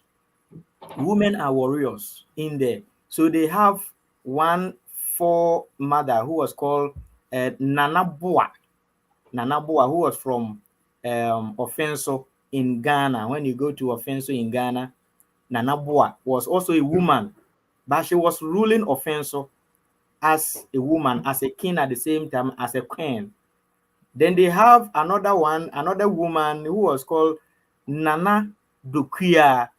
So the nanny, the meaning, the real saying is, or the real pronunciation is Nana. Nana. That is the nanny. Nana. And they have another one in eastern region in Ghana who was called Dokuya. She was called Nana Dokuya. She was also ruling the Achems as a king and at the same time a queen. So that family, they are known to that their women are warriors. Their women are warriors, because that is Yasantoa when they say a woman who was fighting with cannons. And when you say cannons, these Europeans war, they bring these big bombs, the cannons that they will trigger, and it can explode just like a bomb. But this woman was fighting with them even when the white men were using cannon. Yes, that is a yes and why. So Nani, they may think that Nani was somebody, just a mere woman, but she was more than that. Yeah. Yeah. There are stories to say that Nani could do Appiah. Nani had these skills, right? So it's interesting, those links between the Akan and You and mentioned Appiah in Twi is a woman. A woman. Oh, okay. Doctor is showing Nani. yeah, that's the Yeah, 500 yeah, Jamaican dollar. We call it a she's the Nani. one. Yeah, she's the That's one. her. And Beautiful. she descends from Ghana, actually. Yeah, she descends from Ghana, from within the accounts. Yeah, yeah. So Appiah. Yeah. Obia is the same as Oba. That is, it refers to a woman, a female. Oba Oh, or really? Obia. The Equiapims, she says Obia, and that was the first language that the British or the white man used in translating the Bible. Equiapim What tree. about keeping? What about Equiapim what tree. about what about Obiah 4? Yeah, Obeifo also means witchcraft. Witch. Witch, a woman witch. Obeifo, a woman witch. And then a male witch is Beibonsam. That is wizard. Beibonsam. But the female, we say witch, Obeifo. And even that one, a day will come, you will explain it verbatim. When an account says Beifo, it is different from how today we refer to witches. They were not referring to witches. they were referring to different things, but their meaning looks same. How they are being pronounced looks same. When an Akan man says Beyifo, Beye, it means a child who has come well. This child has come well. Wabeye, he has come well. Children that come well are the type of children when they are being born, you see that they will possess a certain qualities that are not even found in the family. Like the child is too brilliant, he doesn't resemble anybody in the family. There are some of them, they will be born, the father is not playing football, the mother is not playing football, but they are skillful in playing football. There are some of them, they will be born, the father cannot even speak in public, but they are eloquent when they are speaking in public. You know, some of them also come and they are too beautiful. There is nobody found in the family that is more beautiful than that child. So this is what we say, this child has come well. This child has come well. Sa obey wabe ye. So this was what we were referring to before they discovered that there are a certain spirit that comes into human being and they can take somebody's child out from the womb. They take somebody's child out from the womb. So those people too, they take child, umuyi oba, taking a child or taking a baby, umuyi eba. So bayi for and then abayi for. So you know there are two things, and now they are only referring to the link, yes, and they are only referring to the bad side. So when you call somebody bayi for, the person would think you are saying it's a witch, yes, but you are rather praising such a person. It means the child has certain qualities that nobody in the family possesses, which is an extraordinary quality that God has given to that child to bring on earth. Thank you.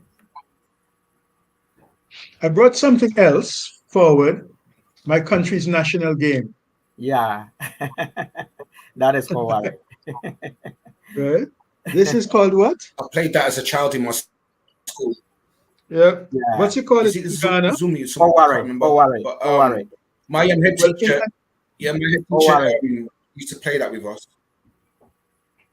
It is called Owari in Ghana. It is called Wari in my Patois. Wari. You see? So it is just the same. That's Wari and Owari. WAR. Just the same. Mm-hmm. Yeah. Yeah. And my in P country's is O. official national game. It's Owari. That is it. And it is and one of the traditional is it 4 games. stones in each one to start One with? of the traditional games that we also play in Ghana. And you pick them up to count when you go round in one way, and you have to count. I'm trying to show you these stones against the back of my hand. Yes. Right. Now, one question I had for you is that in my country, each of these holes in Patois, where you put things in, is called crew. Yeah. And I wanted to know whether there was a tree word like crew. Yeah. For these holes. What is the name? Yeah. We refer to that as they are in two forms. We have tokru. When you say tokru, we mean hole. Tokru, hole. That is tokru. And you also have kro. When you say kro, it means town. My home, my town, me crew. Yes, that's interesting. Yeah. That's interesting because Oware is also supposed to refer to some sort of house. Yes. Yes. So this is my house. This is my place. So that is crew, my house, my country, or my town. So that is crew. Yeah. So I'm sure that is what they are referring to in Patois. Yeah. Okay. Yeah. Interesting. Yeah, because my head teacher showed me that game years ago when I was in high school when I went to Deansfield, and he pulled it out, and we were playing normal games like chess and cards and stuff at Breakfast Club. When he pulled that out, everyone was on this game. Like you start with 4 in each house or crew, and then when you pick up the first person starts, you put the each one as you go around until you come to the finish, and then When you land and when there's one, you take, I can't remember the actual rules, but then you start taking them until you have is it 2?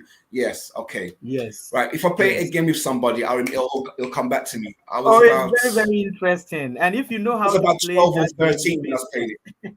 you are very wise because it takes wisdom in playing that game. Because there are some people, when Yeah, you my even head's start, those marbles that you pick first, they can determine whether you will lose or you will win. So it's Now, a game can of I say, strategy. It's a game of Yeah, strategy. yeah, Yeah. yes, because You can I literally Develop shoot say, the it left as well. and the right brain. Yeah. That. Wow. yeah, yeah. Wow. I want to boast. I want to boast. Permission to boast. Go back. Do it Yes. now. Okay, Doc. A gentleman from my country has created an Owari Academy. Wow. Wow, Okay. He has been the world champion of this game several times. He's beat wow, all the Ghanaians and all the others who came, right? wow, At the wow. international level several times. Oh, you Let's did And it. Dr. Anthony Richard came and dopped them. He turned them Yeah. doppy. Wow. That's Excellent. Doc, really Yeah, let man. me show impressive. you this. Have you seen this? Why has It's it got like a beautiful. green screen? You got some special effects on your flag. Yeah. We're I'm now sure it is. seeing there's something. It's like a green screen. It looks like Yeah. Have you an seen Aki. this? Oh, it's the Ashanti flag. That is it. Yeah. Does it have any similarities down there in Caribbeans? Because this is Um. an ancient colors. mm. That is Can you bring the actual image closer to the camera? The image. okay. Let me show it to you here. Let me share my screen Okay, here. thank you. Let me share my screen. I'm trying to make out the colors as well. There's a distortion, electrical distortion of the colors. It Yeah, shimmers. that's right. Okay. Let me share this with you. I'm sure this one will be better.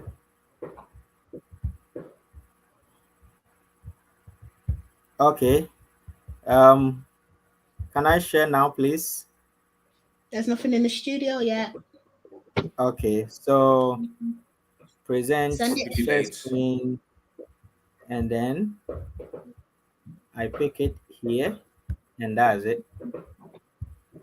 Can you see now, please? Yes, I can. Here you go. Yeah.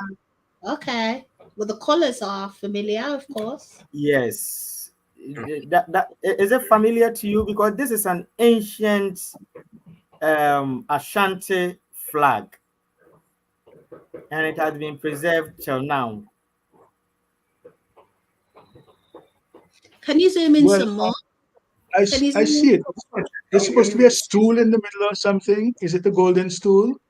Yeah, I thought it was like it's a crown, a certain crown. I thought it was like a helmet. Yeah, like a helmet. Yeah, but it has a spiritual narrative behind it and certain historical background. Yeah. Okay. Wow. Um, well, this is amazing because I heard a different narrative. Mhm. The colors that Ghana took for its national flag, right? Which are these same And colors here. this is Ghana flag. This one is Ghana flag. Okay. Where is it? This is Well, Ghana flag. we can't see the colors on it. Okay, It's let red, me But gold, show and you. green. Yeah. what With the are Let me star. what show are the you. colors? Let What me are the show colors you in Ghana. Ghana's flag? Let me show you the Ghana Red, flag. yellow, It and green. contains It's the contains same color red. as Rastafari. Yes? Right. With Yeah, the black yeah. star. That's right. Yeah. The Well, Ghana the flag story contains red, I was yellow, told, and green. yes. The story that I was told in my education growing up was that Ethiopia was the last free African country on the continent up to the world wars. Yeah, And never so colonized. right. And so when independence countries started becoming independent, Ghana consciously became the first African country to become independent after colonization was Ghana, and they consciously used Ethiopian colors, right? And other countries did the same, right? It was a Black consciousness thing with Nkrumah and the Pan-Africanists, right? To use the Ethiopian colors as a statement. Interesting. So, yeah. Mhm. So So, this flag that I'm showing you was even there before Ghana was colonized or whatever. This was an ancient flag that, you know, when you say Ashanti, Ashantis are a part of Akans, and they are not a tribe. It's a coalition of tribes that came together, just like United States of America. So it is United States of Asantes, you know, coalition of other tribes. They came together just because of fighting for their freedom from their overlords. They came together and they fought and liberated themselves, and now they had that body called Asante, and the name simply means just because of war. That's why we have Asante Twi. The Twi is predominantly spoken in Ghana and worldwide. So all those names that we are mentioning, major part of them are Asante Twi, and some are coming from the Fantis, coming from the Kuapems, and other their brothers or their sister tribes. That is their Akan families. Some of them are also coming from there. So I wanted to know whether these colors have any colors in Jamaica, whether it resembles, you also have, I don't know, your national flag. How does it look like? And does it have similarities to this? Exactly the same colors without the helmet, and it's in like a cross format. Mm-hmm. Yeah, it's exactly yellow, black, and green. Mm-hmm. I don't know much about the linkage, but maybe next time that we meet, I will try and then bring some things out. Please, if Miss Ruth, we can pick our viewers' comment and then we wrap up. I think, yeah, we're far behind time. Thank you. Thank you so much. So I have one video that I'm going to show, and then we'll get to the comments. And as you say, we'll wrap up there. But it's important that I show this video, and then we have a conversation about it. So let me just play this video.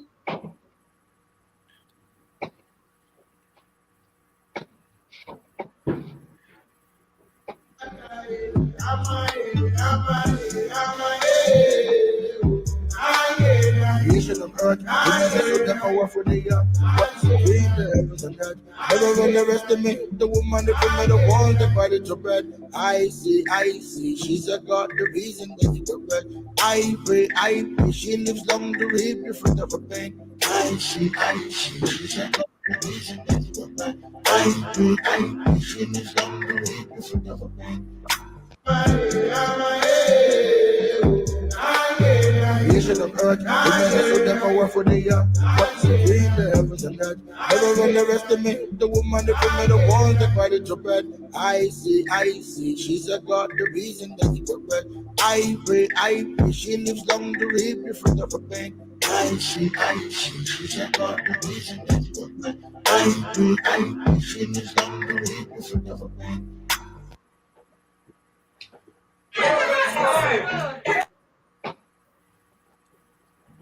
Wow. Okay. I'm impressed when I see. So where was that actually done? Ceremony like this.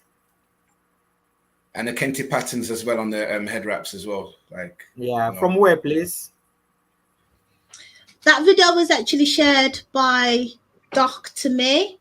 I'm not sure exactly where it is, but it looks like it's in a Western country, maybe America, but they are practicing some sort of ceremonial ritual that looks very West African to us. Yeah, I'm because not of the dressing, the headgear, Yeah, it's coming from Ghana, and but and we also use same clay, clay markings and tattooing and decorations like that. But this one looks a bit modified or unique to me. Yeah, yeah. I And don't also think. the plant that they are wrapping Yeah, round. that one talks a lot. That plant, you call it Inyenya plant. Inyenya, those plants, they do drive away evil spirits. Ah, Yeah, that is the ceremony. yeah, And I noticed that it was women as well. Doc, I see yes. that's in the So it could studio. be an initiation or something like that. Ah, like a Yeah, sisterhood or yeah, some something sort like of that. very beautiful. And then the painting, what Yeah, would the that painting was what I was talking about. We do painting actually, but the design, unless I get to know where they are doing it, then I can have much knowledge about it. But this one, the painting mostly the account group that paint themselves like that are the Fantas, the Fantas. And then when you go to Ghana, you have a certain tribe called Ghana. The Ghana people, those that I was saying, they are the predominant tribe in our capital, Accra. Yeah, they also do such painting. And even the dressing, the white gown that they were wearing, the Ghans Very, do practice that. Yeah, yes, very yeah, dark, yeah. right? The Ghans But do the practice that. So yes, but I don't actually know. The headgear is coming from different direction. So unless I know where they are doing it, then I can talk. It is blending of culture and tradition. Yeah. right? Yeah. Sorry, Doc, you were saying you're on oh, mute. just share for me, please. Put me on the platform and I just yeah, you got that. Yes. So this fruit here, this plant here, is the plant that they're putting around the necks. You can see in some of the pictures that it's a vine. It's Yeah. a very small. Yeah, these fruits are like in the pumpkin cucumber family, Yeah. That was what and I was talking about. That is Nyanya. yes, Nina, and we wondered They also call it Corella as well. in in Jamaica it's called what? Cerasee. Cerasee. This is the famous bitter cerasee Mhm. bush that can do anything. Right. In Barbados is miraculous bush. So we get the name Cerasee, I think, from the funds and airways. Okay, in Haiti it's called Associ and Asorosi, just like in fun. But the Nyanya name, it hasn't really become popular in our Creole, in our patois. It it I may have found a reference to it in one little village in Jamaica where they call it Nana. But the Nina, I'm not sure it is, the name isn't widespread. So the tree name didn't dominate, but other things have. The food, when it pops open like that and those red seeds come out, our children call it lizard food, Mhm. right? In patois, lizard food. So there are corresponding names in Ghana. Some people call it serpent's food, right? In Twi. And in some other languages, like across in Senegal and Gambia, right? It's called the food of the toad in Wolof, right? Um, so we preserve that sort of amphibian reptile idea Mm. associated with this plant in our patois naming of the plant. Wow. Mhm. Wow. When I first saw that plant around the corner, there's a shop here that sell it, and they call it Corella, but I didn't know the actual name. And yes, bitter melon. To me, it's on the perfect health benefits, but it tastes like washing up liquid. Absolutely. Oh gosh, but Corylli I've is got the some in my kitchen right now. Mhm. wonderful, the bitter melon. Corylli is the name Mhm. that came with it from India, Mhm. right, to the world, and including Oh yeah, the that's it. 'Cause it's Caribbean. an Indian shop that sells it here. And we have a massive Yeah. Indian population in the Southern Caribbean, which is fully Caribbean, right? And part of our culture. So several islands do call it Corylli, right, the Indian name. But Corylli tends to refer to the big one, the domesticated version. The plant went from Africa and was domesticated in Asia, in China and India, right? So, Very. so okay, so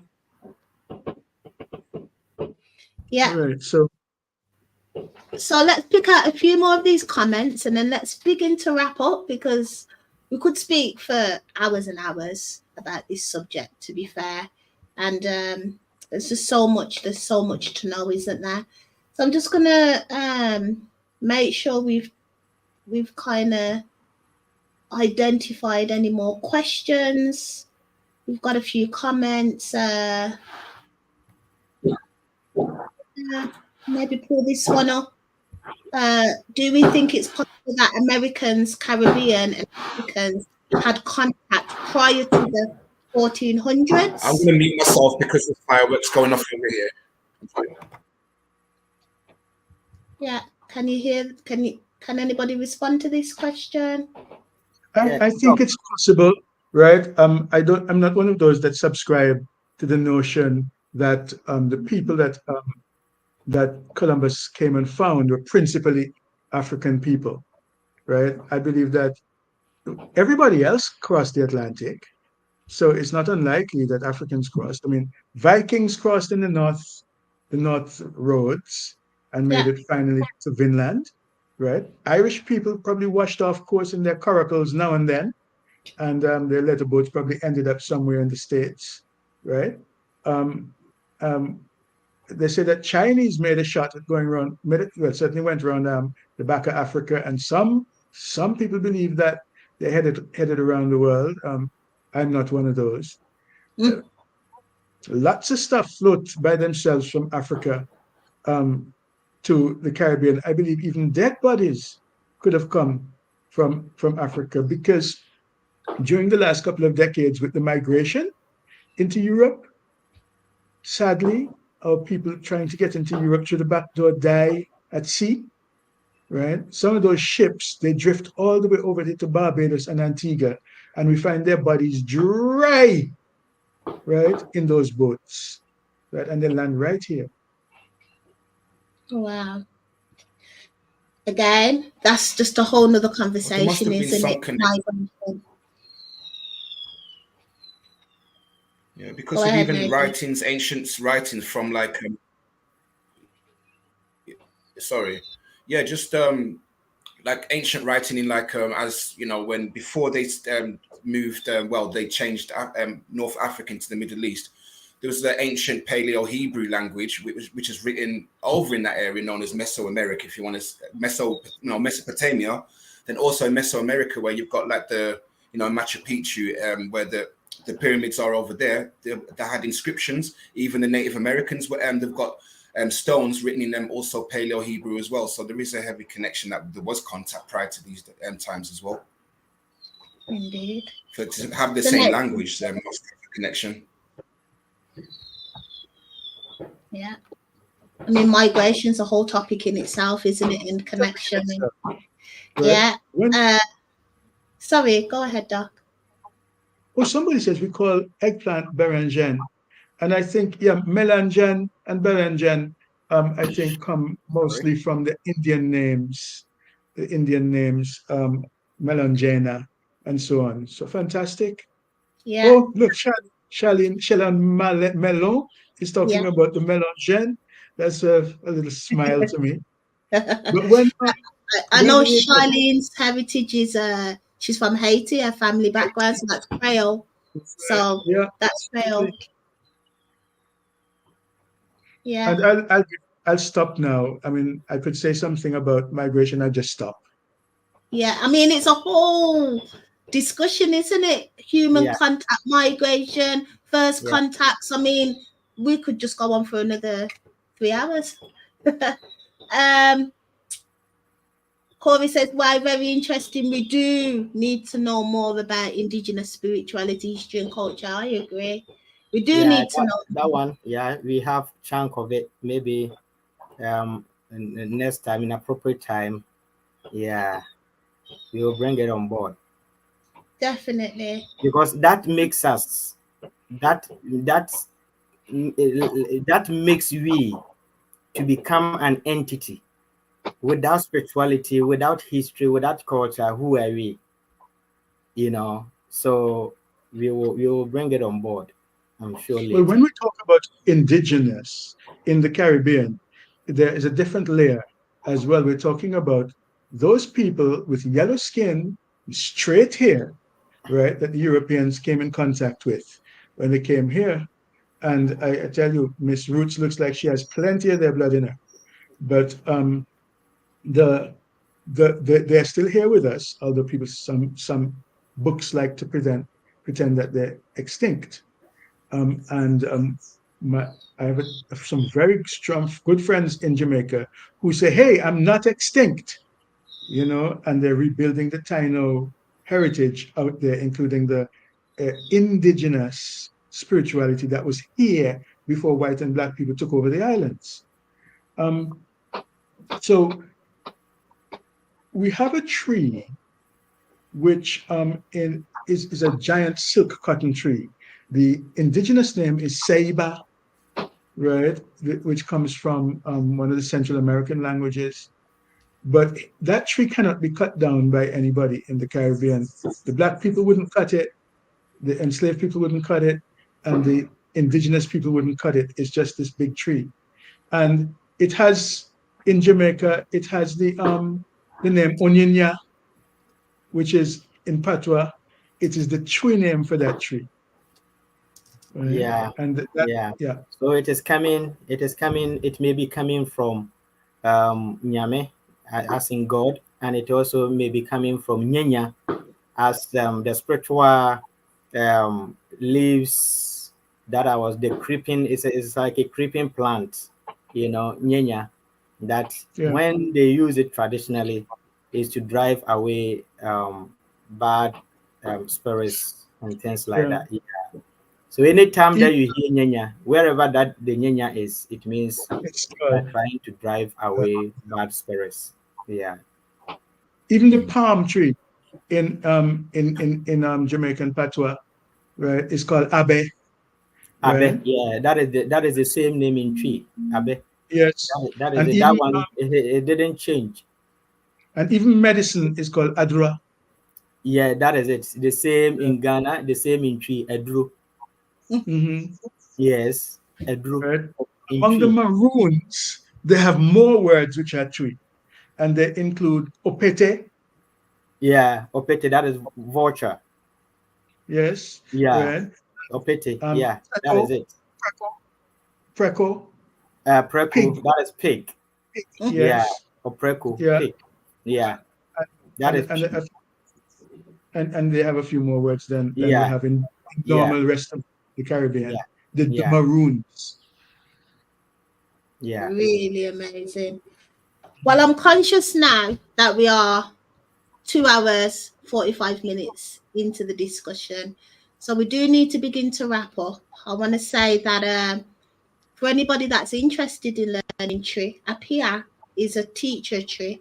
And if you would like to continue learning more words, then you can reach him via the enroute.com website. You can book your sessions with him and we can organize classes so we can have formalized tree lessons right back from the alphabet all the way down to being able to fluently talk tree. So Yeah. I don't know if you want to say anything on that, Apia. Yeah, Do you thank you wanna very much. Yeah, yeah. Something small because of our time. So just book it on Miss Ruth's website, and after that we meet, because Chi is one of the languages it speaks.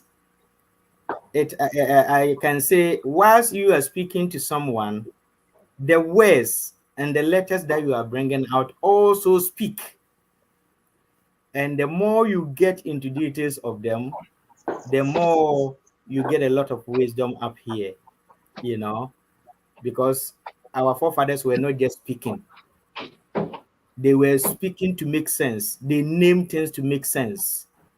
And now, when you start learning tree, you will learn to make sense for yourself.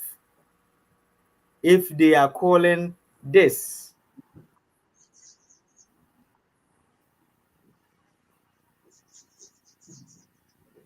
The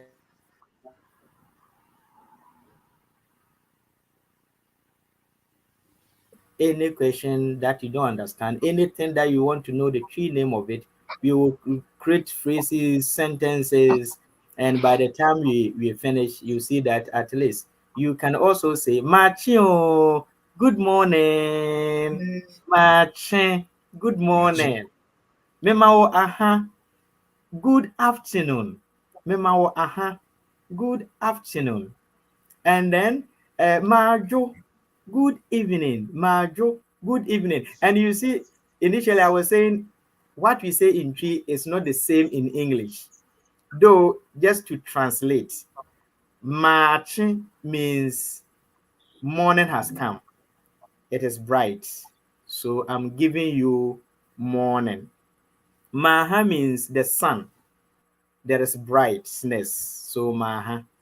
Majo means the sun has gone, now darkness has come. So the world has become cold, calm. So I'm giving you the calmness of the world. I'm giving you the calmness of the world, Majo. And then when you are to sleep, we say, the ye sleep well. That is to translate it in English. The ye sleep well. But in English, they say good night. What is good about the night? No, there's nothing good about the night. No, it is sleep well, have a sound sleep, sleep well. So we say the year. We don't say good night because you may be having throughout, you may be having a bad night. There's nothing good about the night, you know. So that's it. In an appropriate time, we shall go into details. Thank you very much. That was lovely. Thank you ever so much. Any last comments or anything that Nathan or Doc would like to say before I play our final video?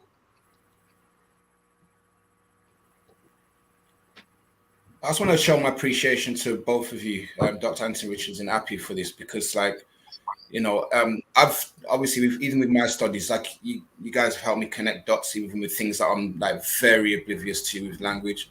Like, even for example, I love the antiquity of language, because what you've just said, even yourself, Appiah, and even when you're explaining the language with food and that, you're not talking about the fruit itself. The language actually describes its properties, so it's more. It shows the motive of the situation. Just now, when you mentioned morning, night, like the sun is up, it's actually more descriptive, and it has carried, the words carry more motive than it does in like the more modern languages, which are more vague. It's more precision, if you know what I mean, to what's actually being described. So I do appreciate that. Thank you. I'd just like to say that Appiah seems an awesome teacher.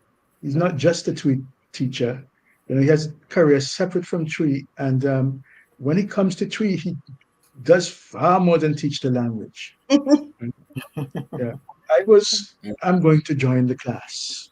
Yeah. Oh, Okay. beautiful. Beautiful. Yeah. I'm happy to hear that. I took down my conch shell, and this is the hole where you would blow it. Okay. Wow. The Maroons had a horn that they carried with them called the abeng. Aben. Right? The same Yeah, in from Twi. Aben. yeah, Yeah. from Obeng. Aben. And they still use it as their knife. We blow Aben. On that Nathan's hat, you see the Nike mark. The Maroons have a mark like that. Hey, family, Sankofa. Hi, Sankofa.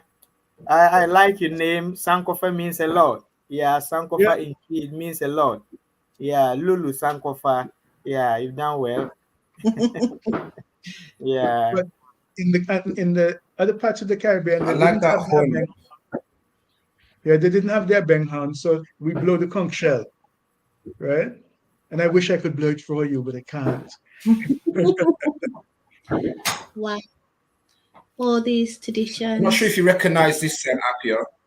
Do you recognize this from the kudu Yeah. Yeah. in Yeah. Africa? Yeah. That is a horn. Yes, Yeah. yeah, that's mine. Yeah. We call it Abeben. Yeah. Abeben. Yeah, from the kudu. Yeah. Yeah. Yeah. So which means you still possess a lot of things, that are in Africa. I mean, in Ghana, you still possess them over there, and it is good. It shows where you are coming from, and I'm sure this program will let a lot of people link up, because so far as blood is still running through our veins, you will never get lost. Some people can still link up to their families, their relatives. They are there because all the 8 families of accounts are still existing. Their clans are still existing. And the character of a person can even let some of our people know where you are actually coming from. Yeah, nobody will get lost. And I'm sure this program is going to lead some of us to get our linkage. It could be that doctor could be my father. Doctor could be my rival family or something like that. I may not know, but through this we will link up. We will link up. Well, the platform's definitely allowing us to have these discussions, which And is let me say this lastly. Doctor has a lot of knowledge that I wish I can also tap some of them, because the knowledge that he has, and it's like he knows more than what I know. Maybe he may be thinking that I know more, but I haven't learned anything. Through his speech and through the things that he's bringing out, I can see he knows a lot. So I'm happy that he'll be part of the 3 classes so that we can link a lot of things up there. Yeah. Well, that's what it's about, isn't it? It's about collaborating. So everybody has their strengths and talents and specialisms, and it's just creating a space so that those can be exchanged, isn't it? So that's exactly the initiative, to create space so that all these great minds can come together and start piecing together the parts of our history and our identity where there are gaps. And for me, I coin it raising critical confidence, where we've got that time now to at least challenge ideas and question. It's just so great to have people like you and Dr. Anthony Richards on the forum, so we can pick your brains, so we can inquire further. Because where else would we go? How else would we have this opportunity? So I find it really fascinating. Yeah, me myself, I need to learn tree. You already know that, Appiah. We've had these Yeah. conversations. It's true. We've talked about writing a book, a children's book already, right? We've Yeah. talked Yeah. about writing the basic, the intermediate, the advanced level tree. So that's Yes. something we'll continue to discuss. And I'm just happy to have you as part of the network. To be honest, I think you're both really amazing. And I think we really do need to start thinking about wrapping up now. So, Doc, was there anything you wanted to say Just, before? just thank you Okay. very much. Sorry. Let us Please, continue to is it raise possible? Okay, critical let doctor finish so that confidence. I can go. Let's let Doctor finish. Sorry. What was you saying, Doc? I'm sorry. Thank you very much. Thank you for this effort. Thank you. Continue raising critical confidence. We have imposed on Appiah, and we must let him go. Indeed, we must. So, thank you again. Appreciate your time. Nathan will stay and just do the conclusion properly. But by all means, Appiah, we know you need to go again. You've overstayed, so I appreciate that, and I'm sure we'll see you on En route again, right? We have a lot more to say, a lot more to share. So you're resident now, as far as I'm concerned, and we'll see you soon. Yeah, a lot of people are Yeah. saying thank you in the comments. Yeah. Thank you, Corey. Thank you. Yeah, this person says I would definitely catch up. So that's beautiful. Okay, so I'll take you down, Appiah. So feel free to leave. I know you've got Thank to you. go. I'm not sure whether you need to go, Doc. But I am going to play a video that you shared with me, right? It's a poem, And I think it'll be a nice way to wrap the session up, and then we'll say our goodbyes and our sleep wells. I'm gonna stay away from saying good night now. But I had no idea that you were going to share any of these videos. You know, it's Think it interesting was how a you good work. idea? Think it was good? Good idea. Yeah. I think so. Just to just trigger those critical thinking skills. So let me share this video. I think it's definitely worth a share.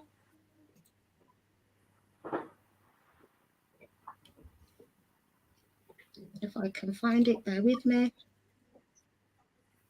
Aha, there it is. Suji, there's food, you know. Here we go.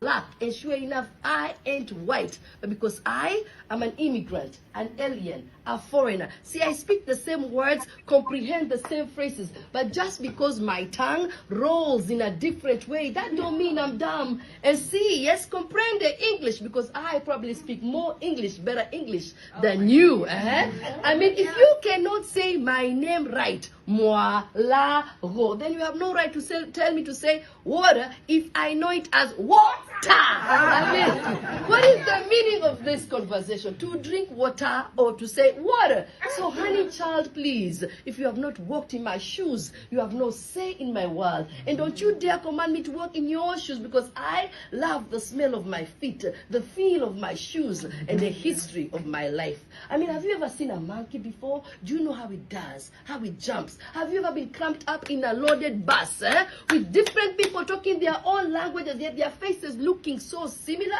Have you been able to dance to the rhythm of the drums and the music of the ululation?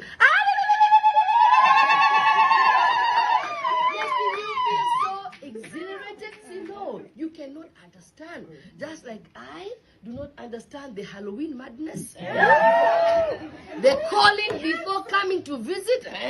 The biggest sale of the year, and the exchange of gifts at Christmas, and the time clock moving forward and backwards. My ways are not your ways, and your ways cannot be mine. So please do not try to change me, because I have no reason to ask you to change, for I love you anyway, whether Hispanic, American, Indian, Asian, African, we are all God's children. So why can't we relate, love our difference, exterminate our ignorance that is killing us, and bring flavor into this beautiful world? Thank you.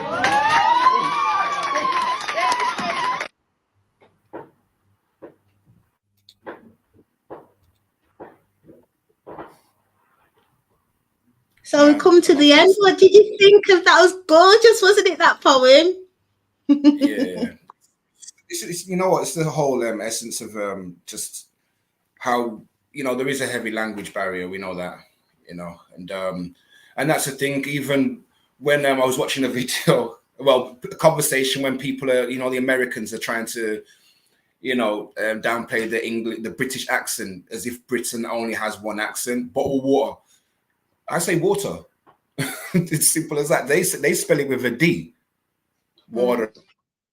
As she said, that's why, you know, I resonate with what she's saying. You know, they can't really be in a position to try and nullify the way someone pronounces things, because that's the way they've been raised, isn't it? They might just have a natural speech impairment, you know.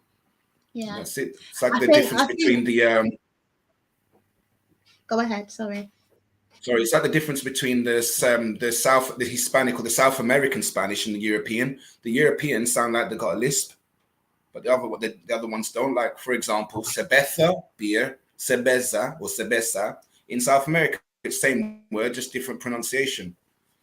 Indeed. So, yeah. I think what I want to take away, though, sorry, Doc. This is the thing with when we talk online, isn't it? So it's hard to kind of gauge when someone wants to speak next. But go ahead, Doc, before I wrap up. I just wanted to compliment Nathan Israel on his efforts, his, you know, efforts in etymology and language. You are going to be a marvelous linguist sometime, one of these days, right?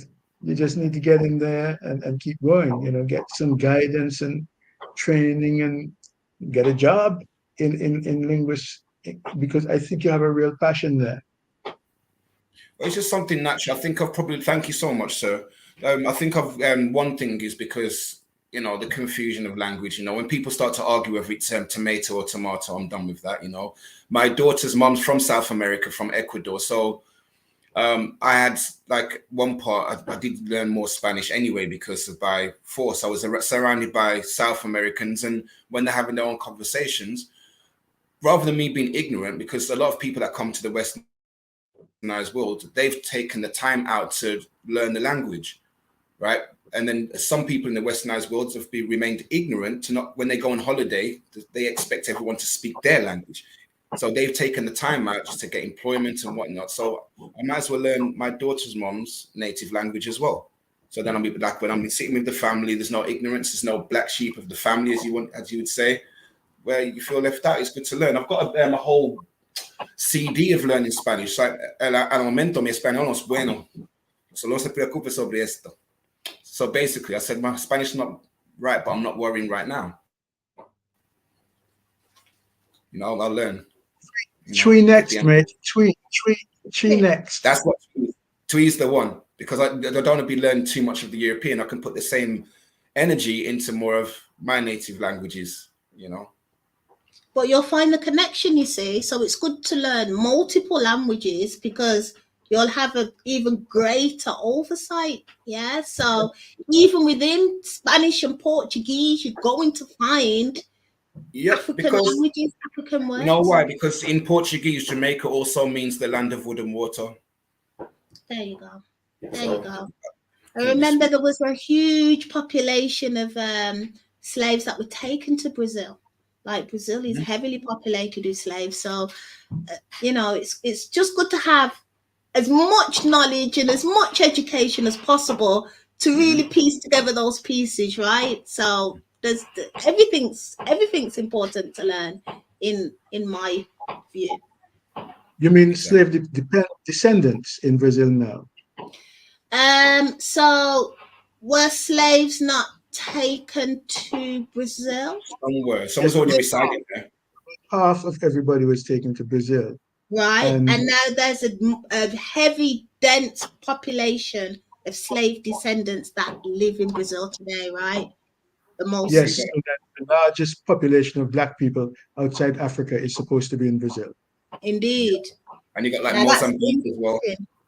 It's interesting because the media likes to portray Brazilians as these European-looking people, those Latino looks, right? When really, when you go to Brazil, it's mostly dark people you're going to see, people that look like us, That's What's that? The movie, this City of Men and City of God, based in Brazil. It's like one of the heaviest movies, because like they had to create their own policing system there. It was a shanty town. They renamed the streets and all that, and that was it, because there was a kind of like just put there, and had to kind of self-manage these parts, And I mean, that's another subject, but these Brazilians, there's a lot of self-hate there. There's a lot of detachment from their African roots. They don't identify as Africans at all because of that, because of colonialism and the European ideal.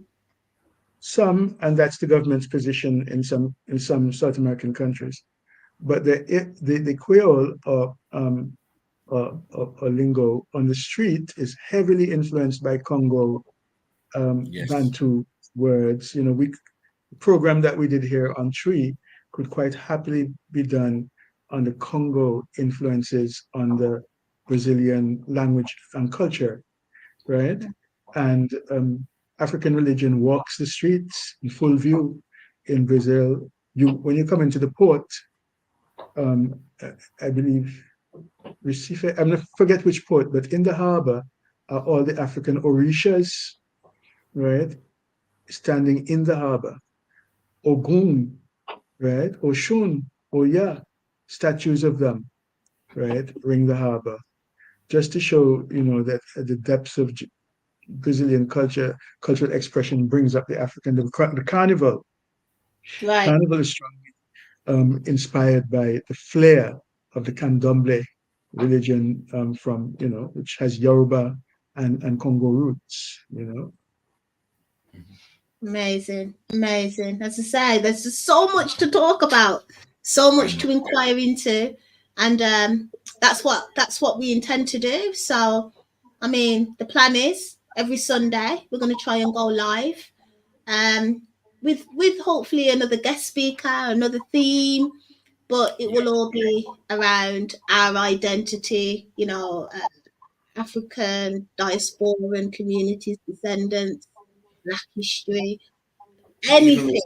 Even also reflection on current affairs that's happening today, and what root causes to the current affairs today. So that's practically it. And just anything that's around us and our roots, right? We're en route. That's going to allow us to raise our critical confidence. So anything that covers that, anything that allows us to question.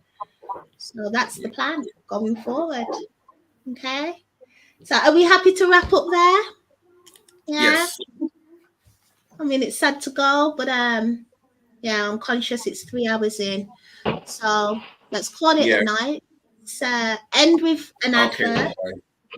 Yeah, we'll end with an advert, and hopefully we'll see everybody again next Sunday. We will post up on our platform the theme for next Sunday. So if you're not subscribed, subscribe. You'll receive the notification, and then you'll know what it is next week's topic is going to be about. Okay, perfect. So again, I'd like to thank Dr. Anthony Richards and Appiah, even though we had to leave earlier, but I appreciate them both, and thank you, and hopefully we'll be in contact again soon. I'm sure we will be. Thanks again. Thanks, Doc. We'll be in contact. So I'm going to end with an advert, and then we'll end the stream. And thank you everyone for interacting and contributing as well. Yes, indeed. Thank you to all the subscribers that have returned, and thanks to anybody that's new. And hopefully you're part of the network now. So we'll see you next Sunday. Fabulous. All right then. So let's end with an advert.